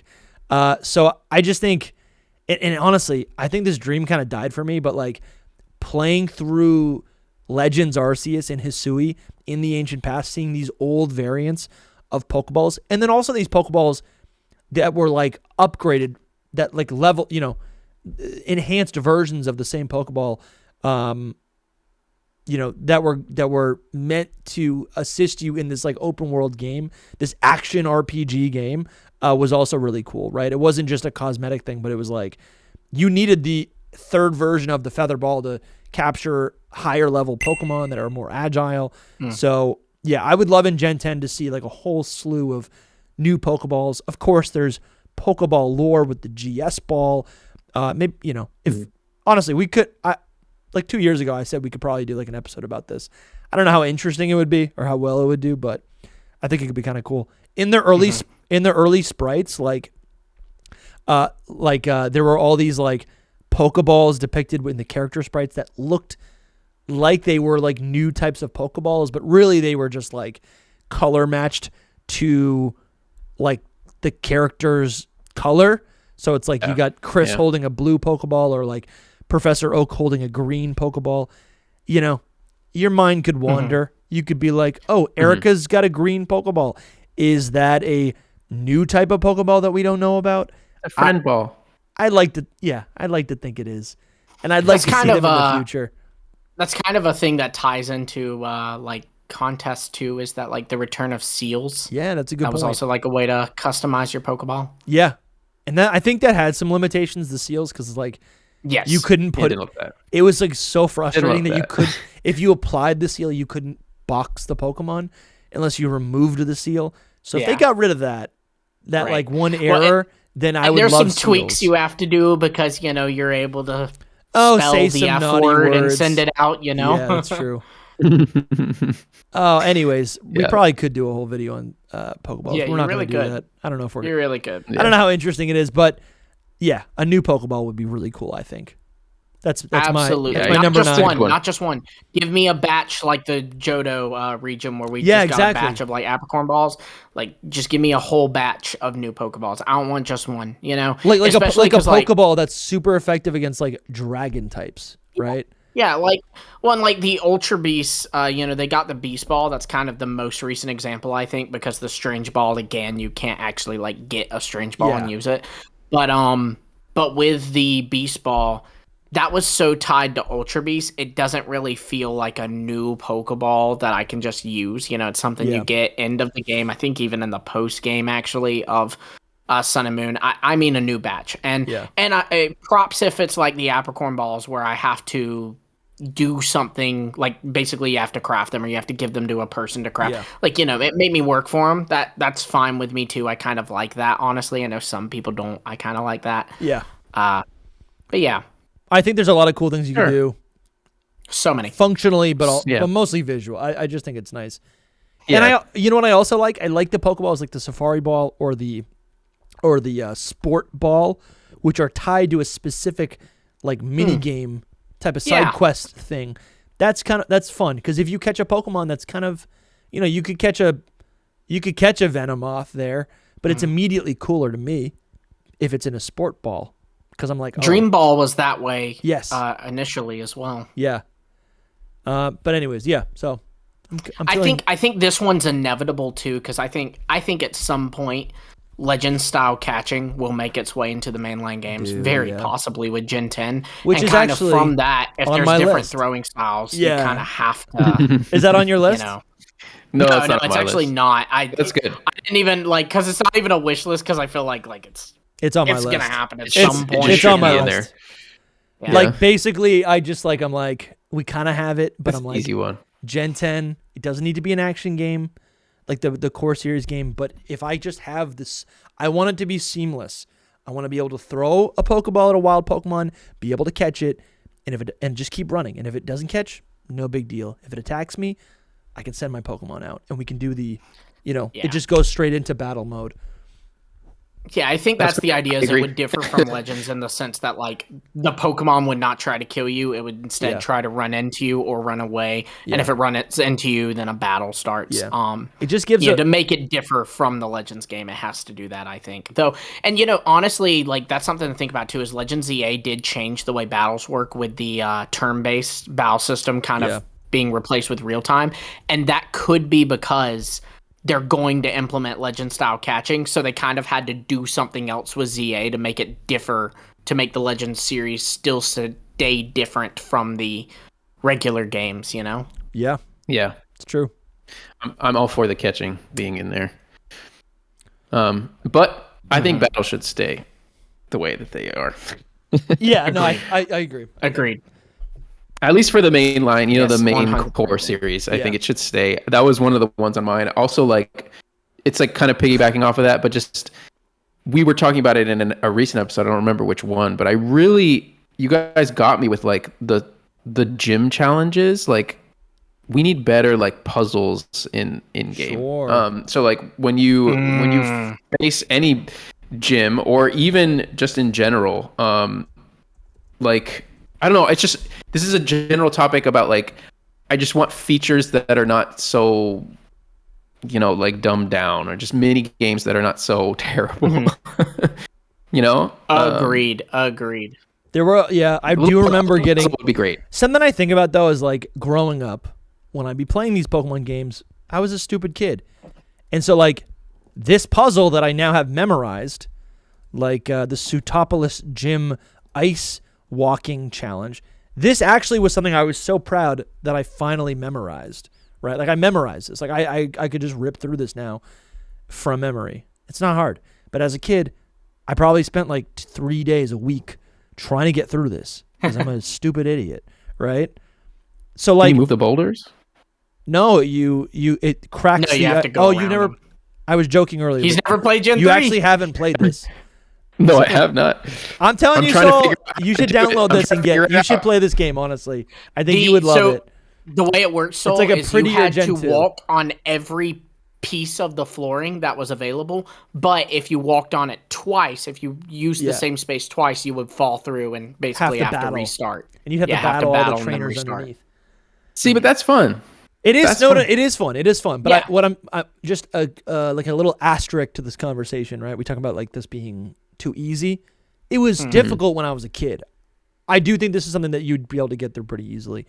And I do think now that the games are 3D, I maybe seem cheaper because they're maybe just as quote unquote difficult, but they are still, but because they're 3D, it's like, it doesn't seem like pseudo chess. Like I think there's an easy way for me to convince myself that this is a thinking game. The 2D puzzles are thinking games because they're like 2D puzzles where this, something like this couldn't actually, you know what?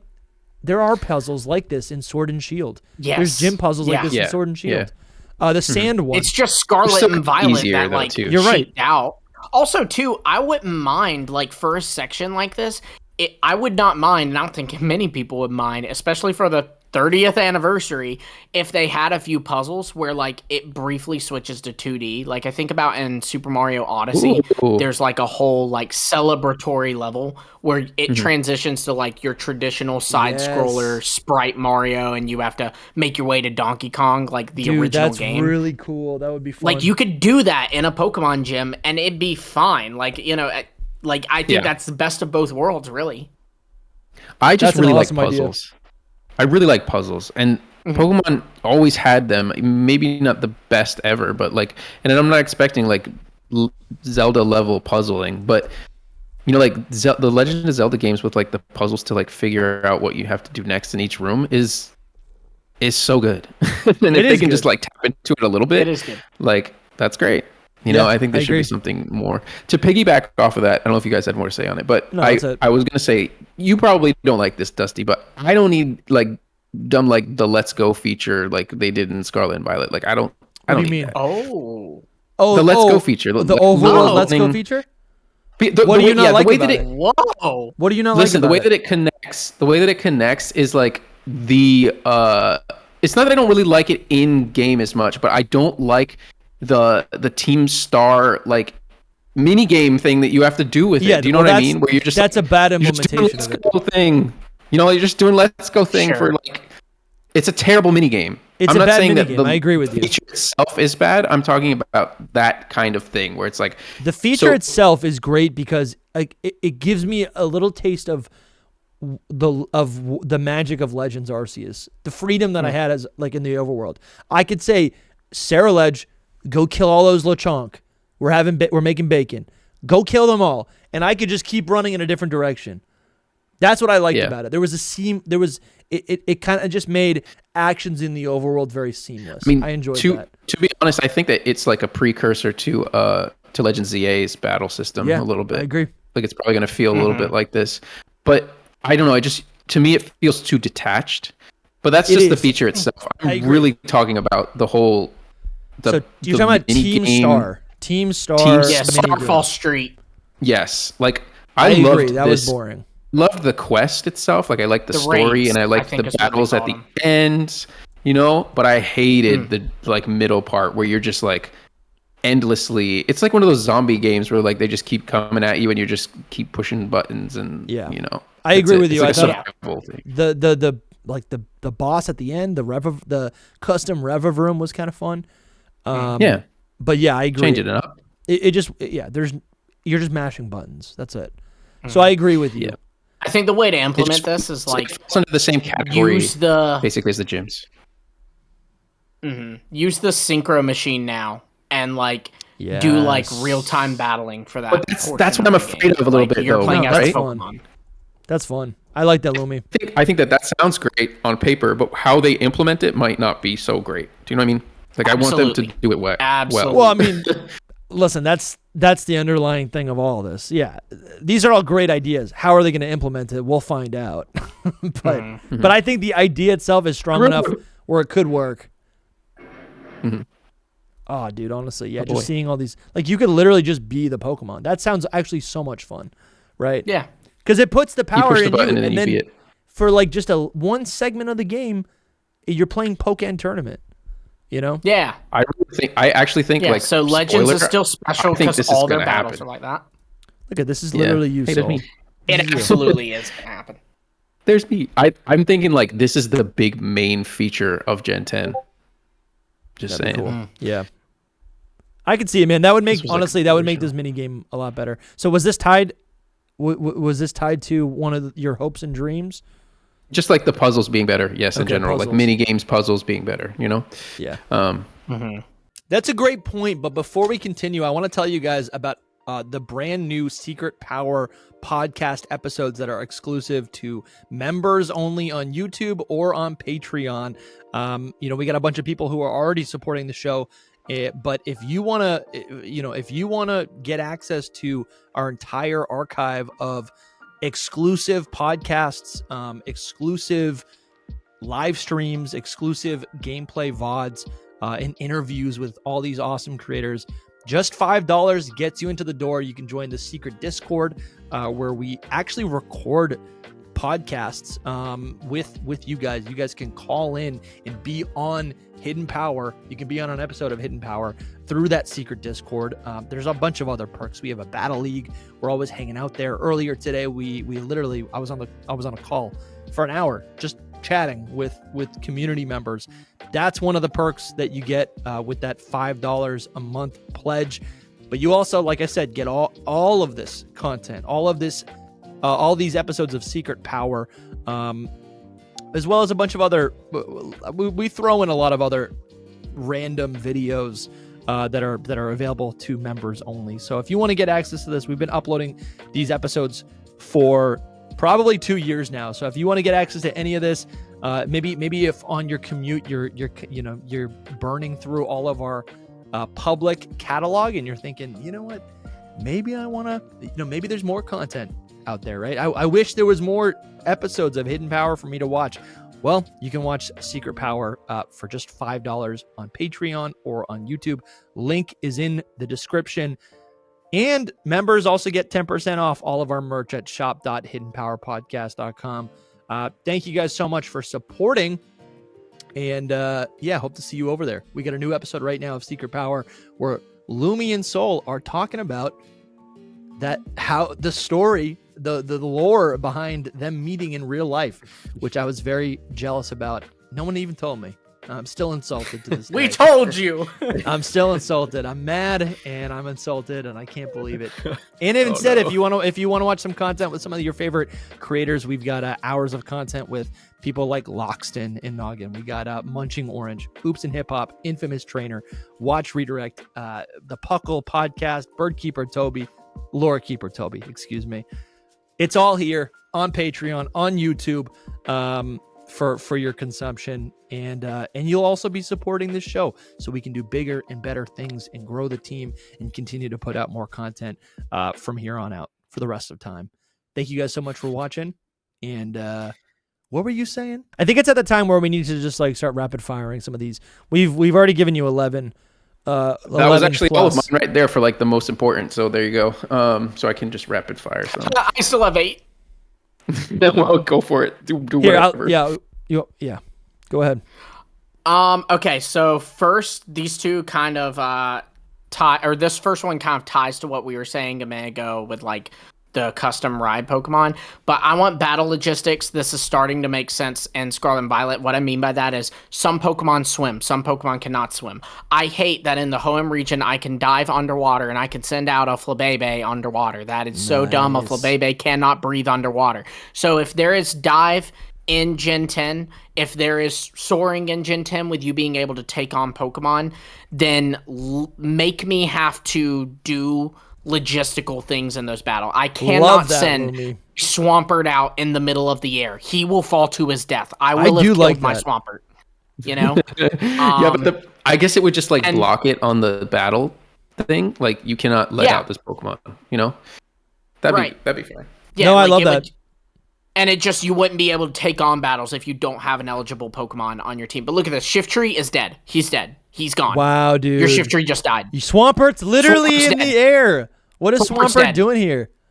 Swampert's dead. He's dying. That's what he's doing. He's just There's an image. I have an image on my computer of a Flabébé underwater from diving. Dude. That's crazy. Drowning.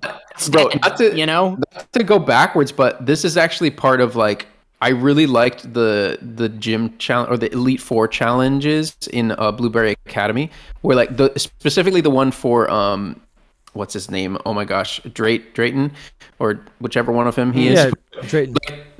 They limit your team that you need to pick to do the battle. This would be something similar to that, where it's you have to strategically pick your team if you're going to do a sky battle or an underwater battle. I think that's a great idea, to be honest. Where it's it actually adds something that you have to do. That could be that's a trainer class, the Sky Trainers, right? That could be a trainer class that you can progress and get better at. So when you are faced with those challenges, that gym's going to be easy, I see what you're doing. That leads directly into, for one, I would like the return of Sky Battles. I would like the return of Maybe even inverse battles, and definitely, honestly, dude, this is my wish list. I don't think this will happen, but I'd like the return of triple M rotation battles, which then also leads directly into it would be cool to have battle facilities return, and with those, you can use those different types of battles for different things. Like there's a facility where it's only sky battles. Yeah. There's a facility where it's only underwater battles. There's a facility only inverse, only rotation, only whatever it might be. Yeah. It is crazy. This is definitely like the greatest Pokemon game ever, not just like Gen 10. Right. These are all just ideas that need to be implemented. Yeah. ASAP. Right. There's no way all of this is in Gen 10, but I just want to highlight this art right here. This is like original Ken Sugimori art. This is like beta Pokemon where like Charizard only has like isn't one Charizard horn, yet. you know? And it's so cool to see. Charizard. It's so cool to see this, red and blue atop their flying type Pokemon.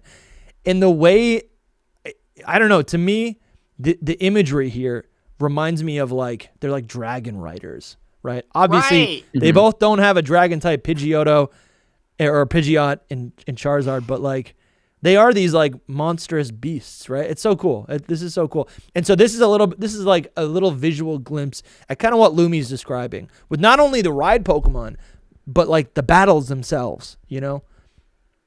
Like imagine that's so true. Now I'm imagining like, yeah, that would be so memorable if the battle, let's say Skyla, who's a flying type, or Faulkner or whoever, right? If you actually in the game are suspended, right? You're up so high in the sky, or you have to be on your Pokemon battling alongside it, right? The stakes would be so much heightened. It makes me think of like in the anime, I love the anime, so I'm always kind of coming from that place. Yeah, but like as far back as the Indigo League, when Ash is, battling, he finds out, I'm going to be battling on an ice battlefield. Yeah. So I probably need to, from my team, select Pokemon that are going to work a little bit better on an ice battlefield or on a water battlefield, whatever it might be. Like, I like that level of implementation. It would be cool if like, I don't know, 4 gyms, like Dusty, you saying for gyms, I was going to leave it to Frontiers, but you're honestly like taking my dreams and expanding them even further. It would be cool if the water gym takes place in water. So sure, I can have a, I don't know, a Lucario in that gym, but it's going to be stuck on a platform, and somehow that's going to affect it in the battle, whether it lowers its speed or its accuracy or its evasiveness or whatever. I don't know, but like, man, peak. That would be so good. So peak. I'm trying to figure it out. Yeah, I remember like in the Johto anime, what was it called? The Indigo? No, the Indigo. It was called the Johto Conference. That's Atlantis. I think it was called Silver Conference. Yeah, let's look this up real quick. And the battle right there on Bulbapedia. Oh, is this it? Oh yeah, it is here. So what was cool is that like the different there. Yeah, it's what you're saying. These different battlefields. Maybe I'm thinking of a different one. You know what? I'm thinking about Indigo League did a lot. Indigo League had a water battlefield. Yeah. That's where Ash's Krabby evolved. It had an ice battlefield where he battled a Cloyster. I'm thinking about a grass battlefield. There was a water tournament that him and Misty competed in the Cup. anime. What is it called? World Cup. Whirl Islands. Oh, Whirl, of course. Yeah. And I thought this was so much fun because it's like you get to see these like water types in their specific environments. Anyways, there's no pictures here. That kind of sucks, Bulbapedia. There's a picture of the field a little bit lower. There's a gallery. That Coliseum's the field. Yeah. So things like this would be cool. This. And all this is an enhancement of what you already have to do, right? When you go to a gym, the guy out front is like, "What up, Ace Trainer? Guess what? This guy, he's got rock types. You're gonna want to use these types."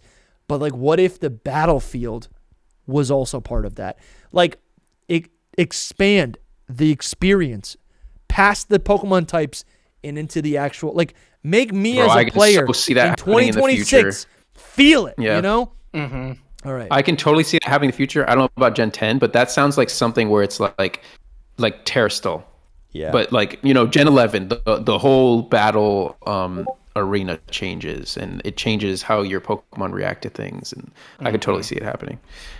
It'd be cool. Like, imagine all the like regional tournaments they do, like the real life tournaments. And imagine if they're like, okay, Orlando Regionals is coming up, gonna be a rock battlefield, bro. Like things like that would be insane. See, that'd be cool. Yeah. Something I had on my list that is just, I'm not even gonna give it any time because this is a no-brainer. More new gen evolutions, weird forms like Ursaluna, look-alike Pokemon. And I'm thinking about like the Blood Moon Ursaluna, stuff that like... That's fair, though, to add on there. Because like I like Those are all those very good weirdo one-off Pokemon. I've been yelling about it. To me, Blood Moon Ursaluna feels like a legendary because it's like one of one. At least, for, as far as we know, right? It's more rare than a lot of legendaries. Exactly. So more stuff like that would be great. But listen, we talk about new Pokemon forms every single episode, so I won't go too in depth. But yeah, I don't know if you guys want to say anything on that. We're just going to I'll rattle off a few more. Agree. I mean, I agree mostly. I on that topic, bring back Ultra Necrozma, please. That's the one I want the most. That's the one I want the most. That's Mon. But also, it is a feature in the sense of like it somehow is there. Sure. I somehow Palpatine returned.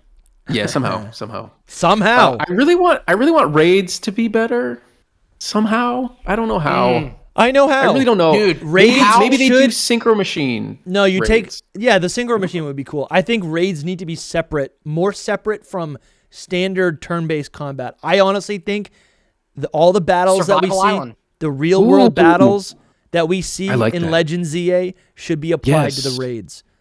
Yes. Survival Island. It was how raids were supposed to work in Sun and Moon. This is like what y'all are describing. Describe it to the audience because I forgot. And for raids, in Sun and Moon, there was a place called Survival Island. It was a facility. You would go there with 4 other players. There were these mecha Pokemon trying to kill you, and it was the earliest raid system, because if you remember, raids actually did not exist until Generation 8, Pokemon Sword and Shield, for the mainline Pokemon games. They were in Go a little before that. But this was like the plan. This was the initial raid system in Pokemon Sun and Moon, and it just, I don't know if it was for time or if it was perhaps the capability of the 3DS, but ultimately this was scrapped, and it was the raid system you're describing. It was more than just battling a Pokemon and clicking moves or cheers. You were real-time having to avoid these mecha Pokemon. You were having to survive. You were having to find items. It was literally called Survival Island. This looks sick. So much fun. It really is a new form of raids. Because the problem with raids is that where raids should go.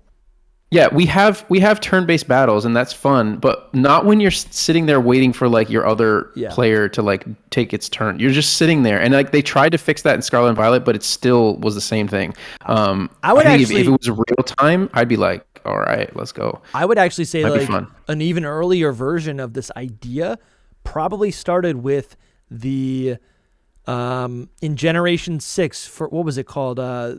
Super Training? Is that what it was called? Sure. It was this giant Pokemon that represented a type that you were training for. It was a balloon. It was a balloon, but it looks like a giant Pokemon, and you would battle it by just tapping the DS. Not as fun, but no, but I'm saying the nugget of an idea probably stemmed from or that was a symptom of the idea that maybe started even before.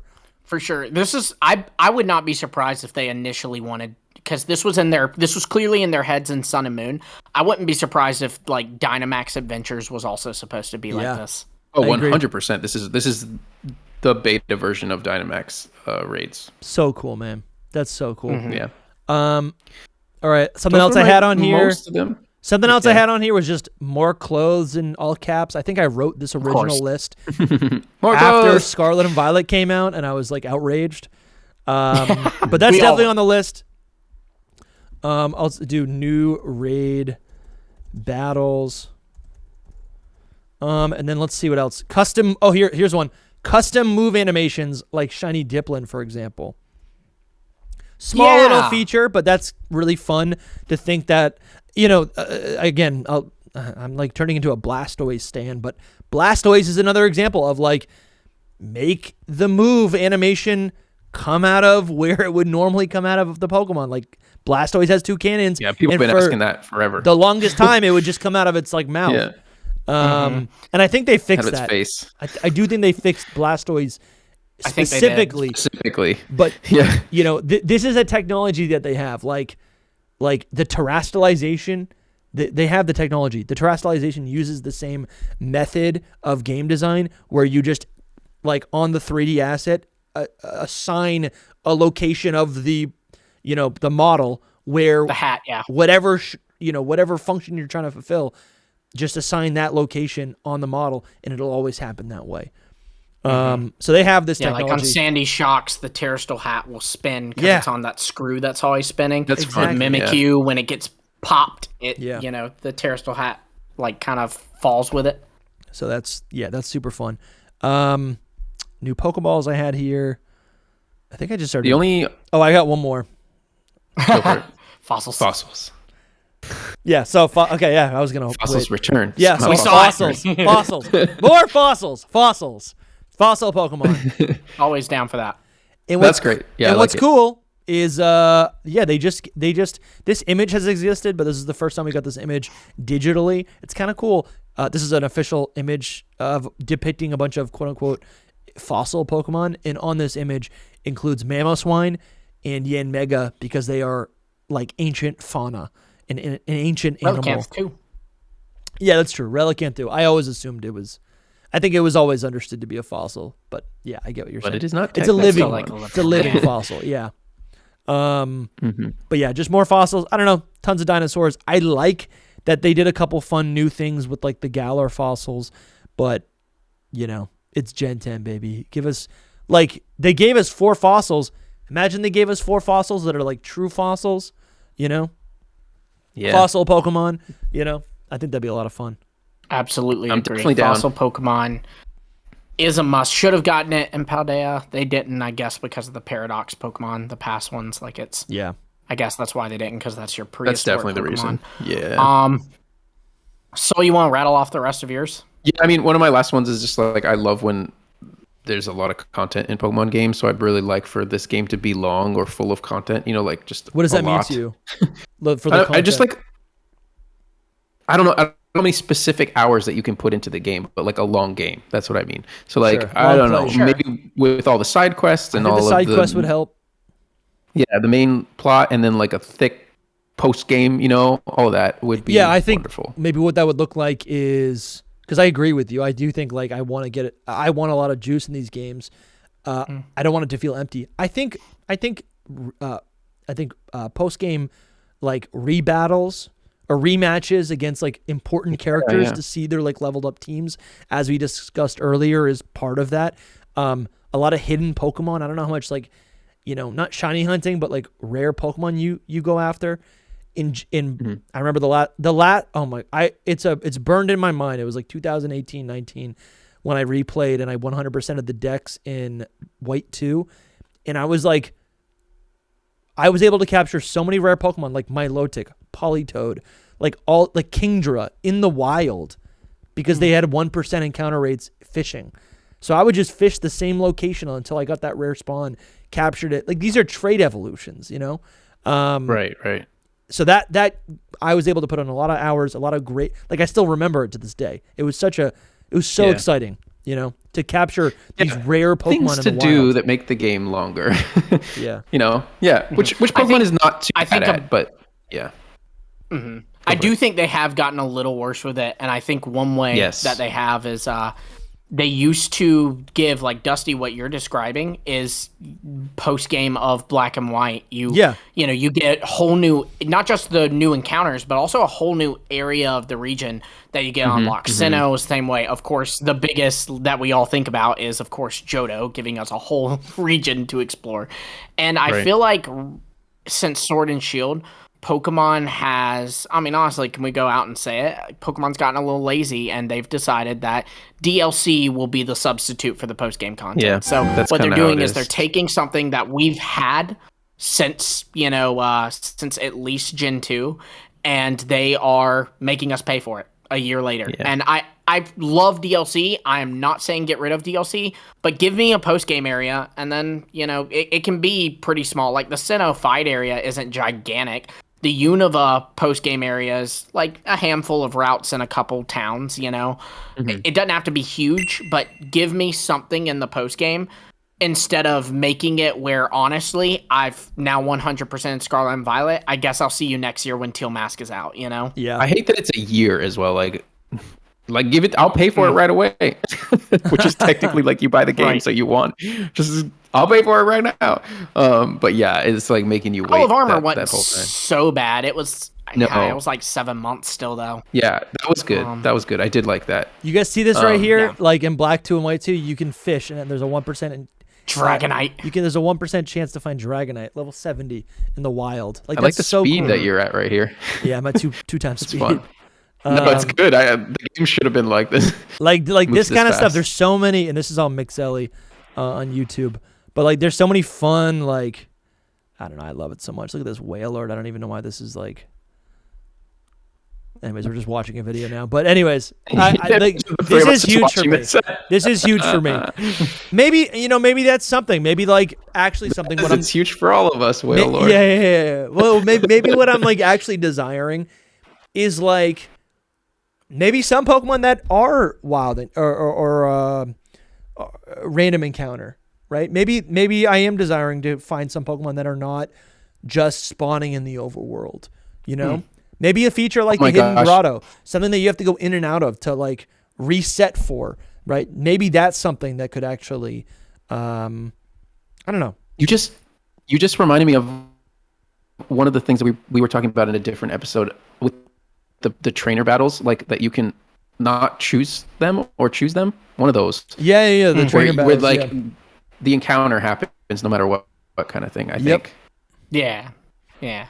Back in my day, a trainer spotted you, your eyes met, you have to engage in a Pokemon battle. It's true. But in Spain, things are different, it seems. Have them where you can see them. Yeah. I still haven't defeated some trainers. Yeah, I haven't. Dude, I haven't beaten any of them. Yeah, I do. I've probably not battled more trainers than I have battled. Yeah. Dude, I'm just sorry. I'm just like staring at this. Sad. I'm just staring That's at this sad now. though. Yeah.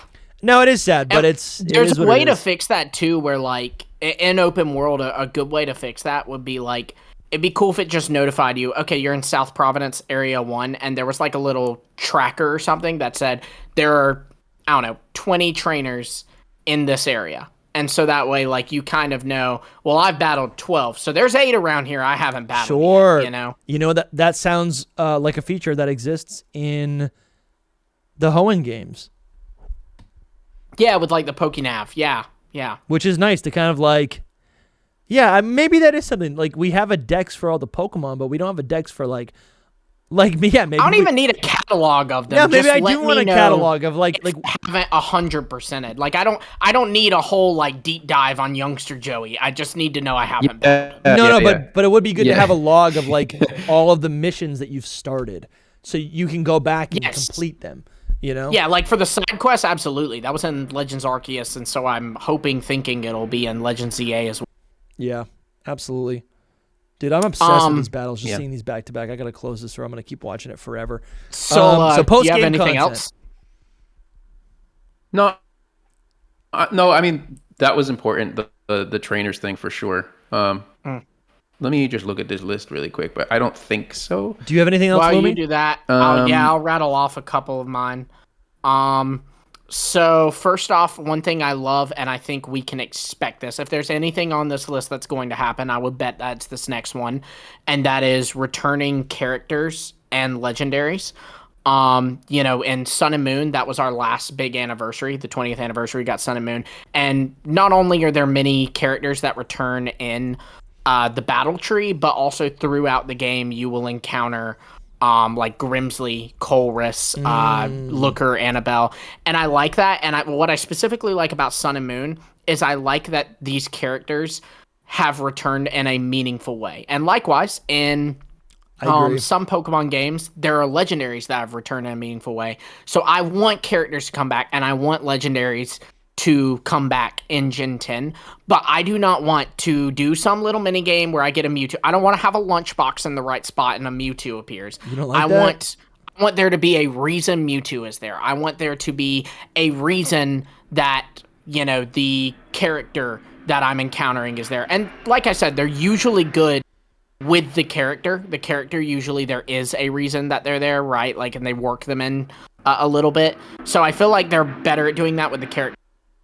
But yeah, I need the legendaries to be done that way too. But I do want characters to return. I wanted to add that in with legendaries because I do think that is such a fun part of the game, especially because you get like new character designs, maybe team upgrades, and also just in general, it's kind of cool to see like red and blue aged. You know, like that was neat.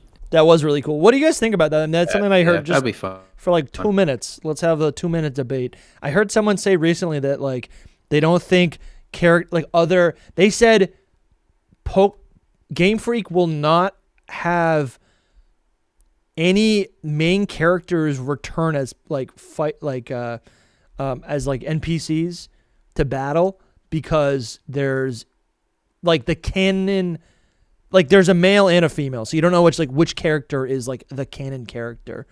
I always just assume they both exist though.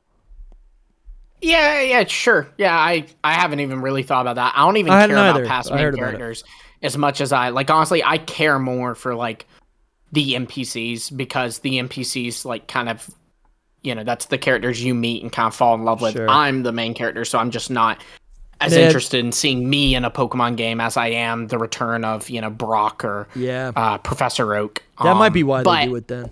I think they absolutely could do it. I mean, you know, Red returned in the Johto games. Hilbert and Hilda, or Hilbert or Hilda, rather. It's not specified if it's the male or the female, but they are constantly referenced throughout the story of Black 2 and White 2. Yeah. You know, it doesn't matter to me. And honestly, if you want to, fine, lock it to a gender choice. Maybe like, okay, if you selected the male character in Gen 10, then it's going to be the female character from Johto that appears, the male character from Hoenn, the female character from Diamond and Pearl. You know, like you can mix just pick whatever one's more popular. Because the male character is always a blank slate. Anyways, I just heard someone say that, and I was like, I think it's kind of cool. Also, I think they both exist because one's usually your rival. I don't have much to say on it. Anyways, so all right, what are we at? We need one more to be at 20. I've got 4. Okay, there we go. But they're like these are a lot smaller. Yeah, rattle them off. We're almost at. So first off, on the subject of legendaries returning, shiny hunting for legendaries and starters. You know, that's shiny hunting is a big part of the Pokemon franchise. The Pokemon franchise knows this. They are constantly like sponsoring you know, shiny hunters and like inviting them. Like I always think of Shiny Catherine, like they fly her to like go test play the games and stuff, but then you're actively like kind of hurting their career by giving us all these returning legendaries that you can't even shiny hunt. No, actually, and I do want to, that's basically just like removing a shiny lock period. Yeah. You know? And you make a really good point about like, the Pokemon Company embracing that subcategory of like fans. We actually did just do a full episode with some really, really great shiny hunter creators. That was that is on the channel. That I did that with them in person. That was with Professor Rex, and as well as the Shiny Collector. There's some more friends as well on the channel, but definitely go check out that video. That was like a deep dive in shiny hunting. It was really, really fun. But I'm totally with you. Actually, I want to add one more now because I didn't say this earlier. I think it's my next one. What? New shinies? Yes, new type of shiny. Yeah. New type of shiny or a new rarity of a Pokemon with a physical difference. It doesn't need, maybe it's not shiny. Maybe it's something like where like a Pokemon has an aura to it, right? So you could get lucky with a shiny aura Pokemon. You know what I'm saying? Maybe it's just like it's like this natural glow that the Pokemon has. I don't know. But just something else that's visual. I think marks are really cool. Marks are like people can appreciate it because it can enhance the rarity. But I think what's special about and iconic about shinies is that it's a color swap. You have a brand new and there's a shine to it, right? It's a living trophy. Yeah, just let me get do new shinies. Like, okay, we've got our regular Charizard, we've got our black Charizard. Why not give me a blue one now? You know, I don't know. I'm with you, man. I'm with you. Then make it rare. Make it more rare. Absolutely. We actually talked about that on that episode with the shiny Pokemon. So with the shiny creators. So go check that out.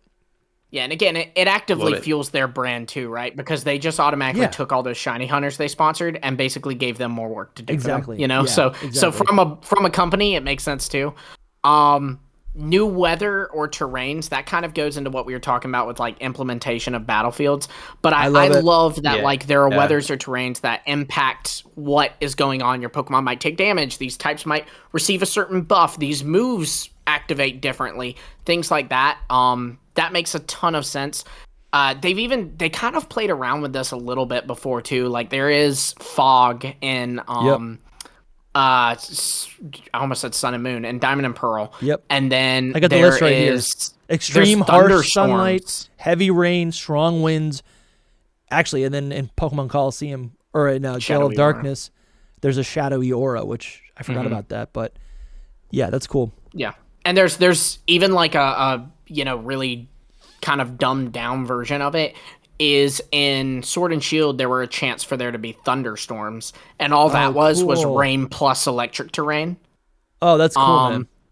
And that just makes sense, you know? Yeah. I love this one. Yeah. Again, it just, that's really, really fun. Yeah. And then my last one.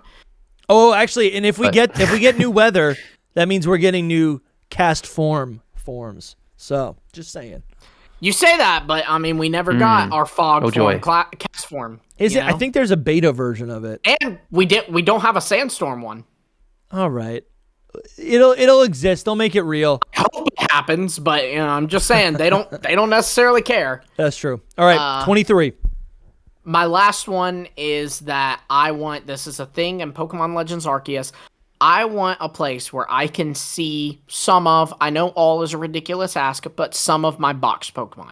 I love that in Legends Arceus, you would like see your Pokemon behind the fence in the pasture. Yeah, it'd just be like 4 of them. But I like that. I like that there's a place where like I can walk by and I'm just like, oh, that's fun, Sceptile, man. You know? That's really fun. You're right. Again, these Pokemon that we're capturing are not just data.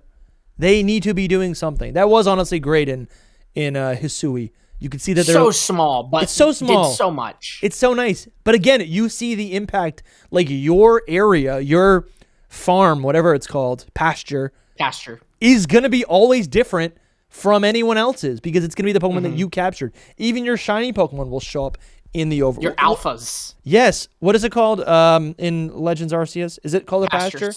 Pasture. I just want to get a picture. What is it, Soul? Pokemon Ranch. You said my Pokemon Ranch. Yeah. Oh, he's breaking up a little bit. I didn't hear it. But yeah, right here, this is what we're talking about, the pastures where the Pokemon just... So it's like this little screenshot of an Onix and a Rapidash and a Snorlax and a Driftblim and a Tangrowth. Tangrowth, yeah. Even if you had all these Pokemon in here, they'd be in a different like composition. And their sizes would be different. Right? So it's just like, it's nice. It doesn't matter. Yeah. Like, it doesn't matter. This isn't like a hardcore thing, but it's just, it's just, and if my boxes are completely full, I don't expect them to have it where I can interact with all my Pokemon, but this was perfect, where it was just like 5 of the 70-something Pokemon I have in my PC. That was perfect. And like anytime I'd leave, like I'd go into a home or something, come back out, it would be a different 5. I don't know. It added so much. It made the game feel like it was immersive. It was like a living thing. You know what I mean? Like, absolutely. It was cool to just be like, that right there in this world is my Snorlax. That one's mine. You know? Absolutely. Just to round off this list, another one I think would be really cool because I was doing this the other day, or last night. I was battling alongside my rival in the Castelia sewers. And I'm like, I miss battling alongside my, my rivals. It's like double battles, really. Yeah, but it's like instead of just like fighting against them, to show that like, oh, I can battle with them. I don't know. It does something for me to play alongside them. Even like in the Hoenn games where you fight alongside Steven Stone, like for like a little moment when you only have 6 badges, like you get to like basically see what it feels like to have a Metang on your team, which is like something you never even seen before. And at that point you're thinking like, what is this crazy? This guy is like so powerful. Like where did he even get this, you know? I don't know. Can we round this list off one more time?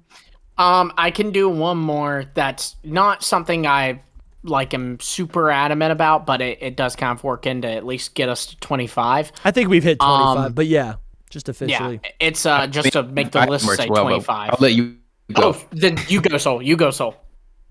No, you go. I got my connections. Yeah, I can't even hear trash. mine. Okay. All right, well, mine is new types of moves. We kind of touched on this with types, but there are classifications of moves. We've got wind moves, we've got sound moves, biting Bomb moves, punching moves. Yeah.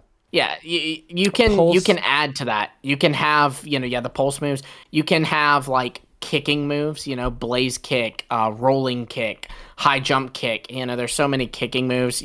They've now done cutting moves. They added that. And the wind moves, I think, were added in this past gen. Yeah. So, just keep expanding on that because it just does something a little bit more for the world. And it allows for new abilities and new items and stuff like that. So it impacts it impacts the battles. It impacts the gameplay. It can shake that up. It offers a chance to shake that up. No, I love that so much, man. I love that so much. And that's our list. That's 25. I really think there's more actually in here. Some of these have been condensed, but that's our list. 25 new features we want to see in Generation 10. I think there's some really, really good stuff in here. And obviously, listen, you can delete your comment before you press send. Not all of this is going to happen, and that's not the point of this. The point of this is to just say, here's some really good ideas. This is what we think would make a better Pokemon game, especially for Generation 10, a new core series game.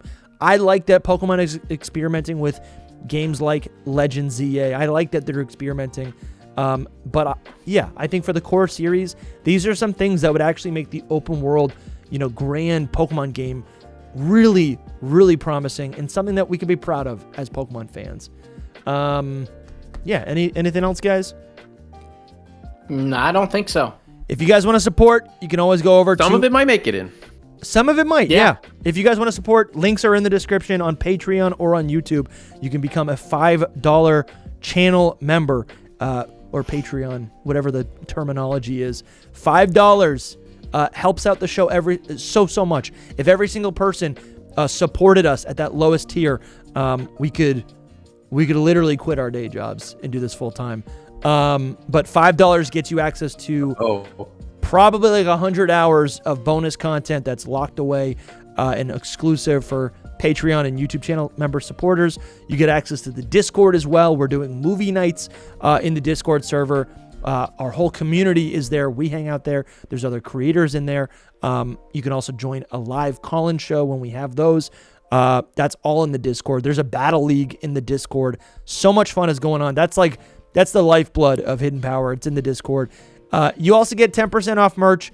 And if you want your name read on the show, $25 or up gets you, we'll read your name right on the show.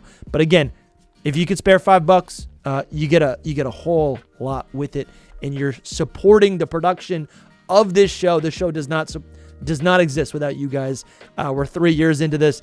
This show is only made possible by you guys. We are completely independent. And thank you guys for listening. Let us know in the comments what you want to see in a future Pokemon game. Thank you so much.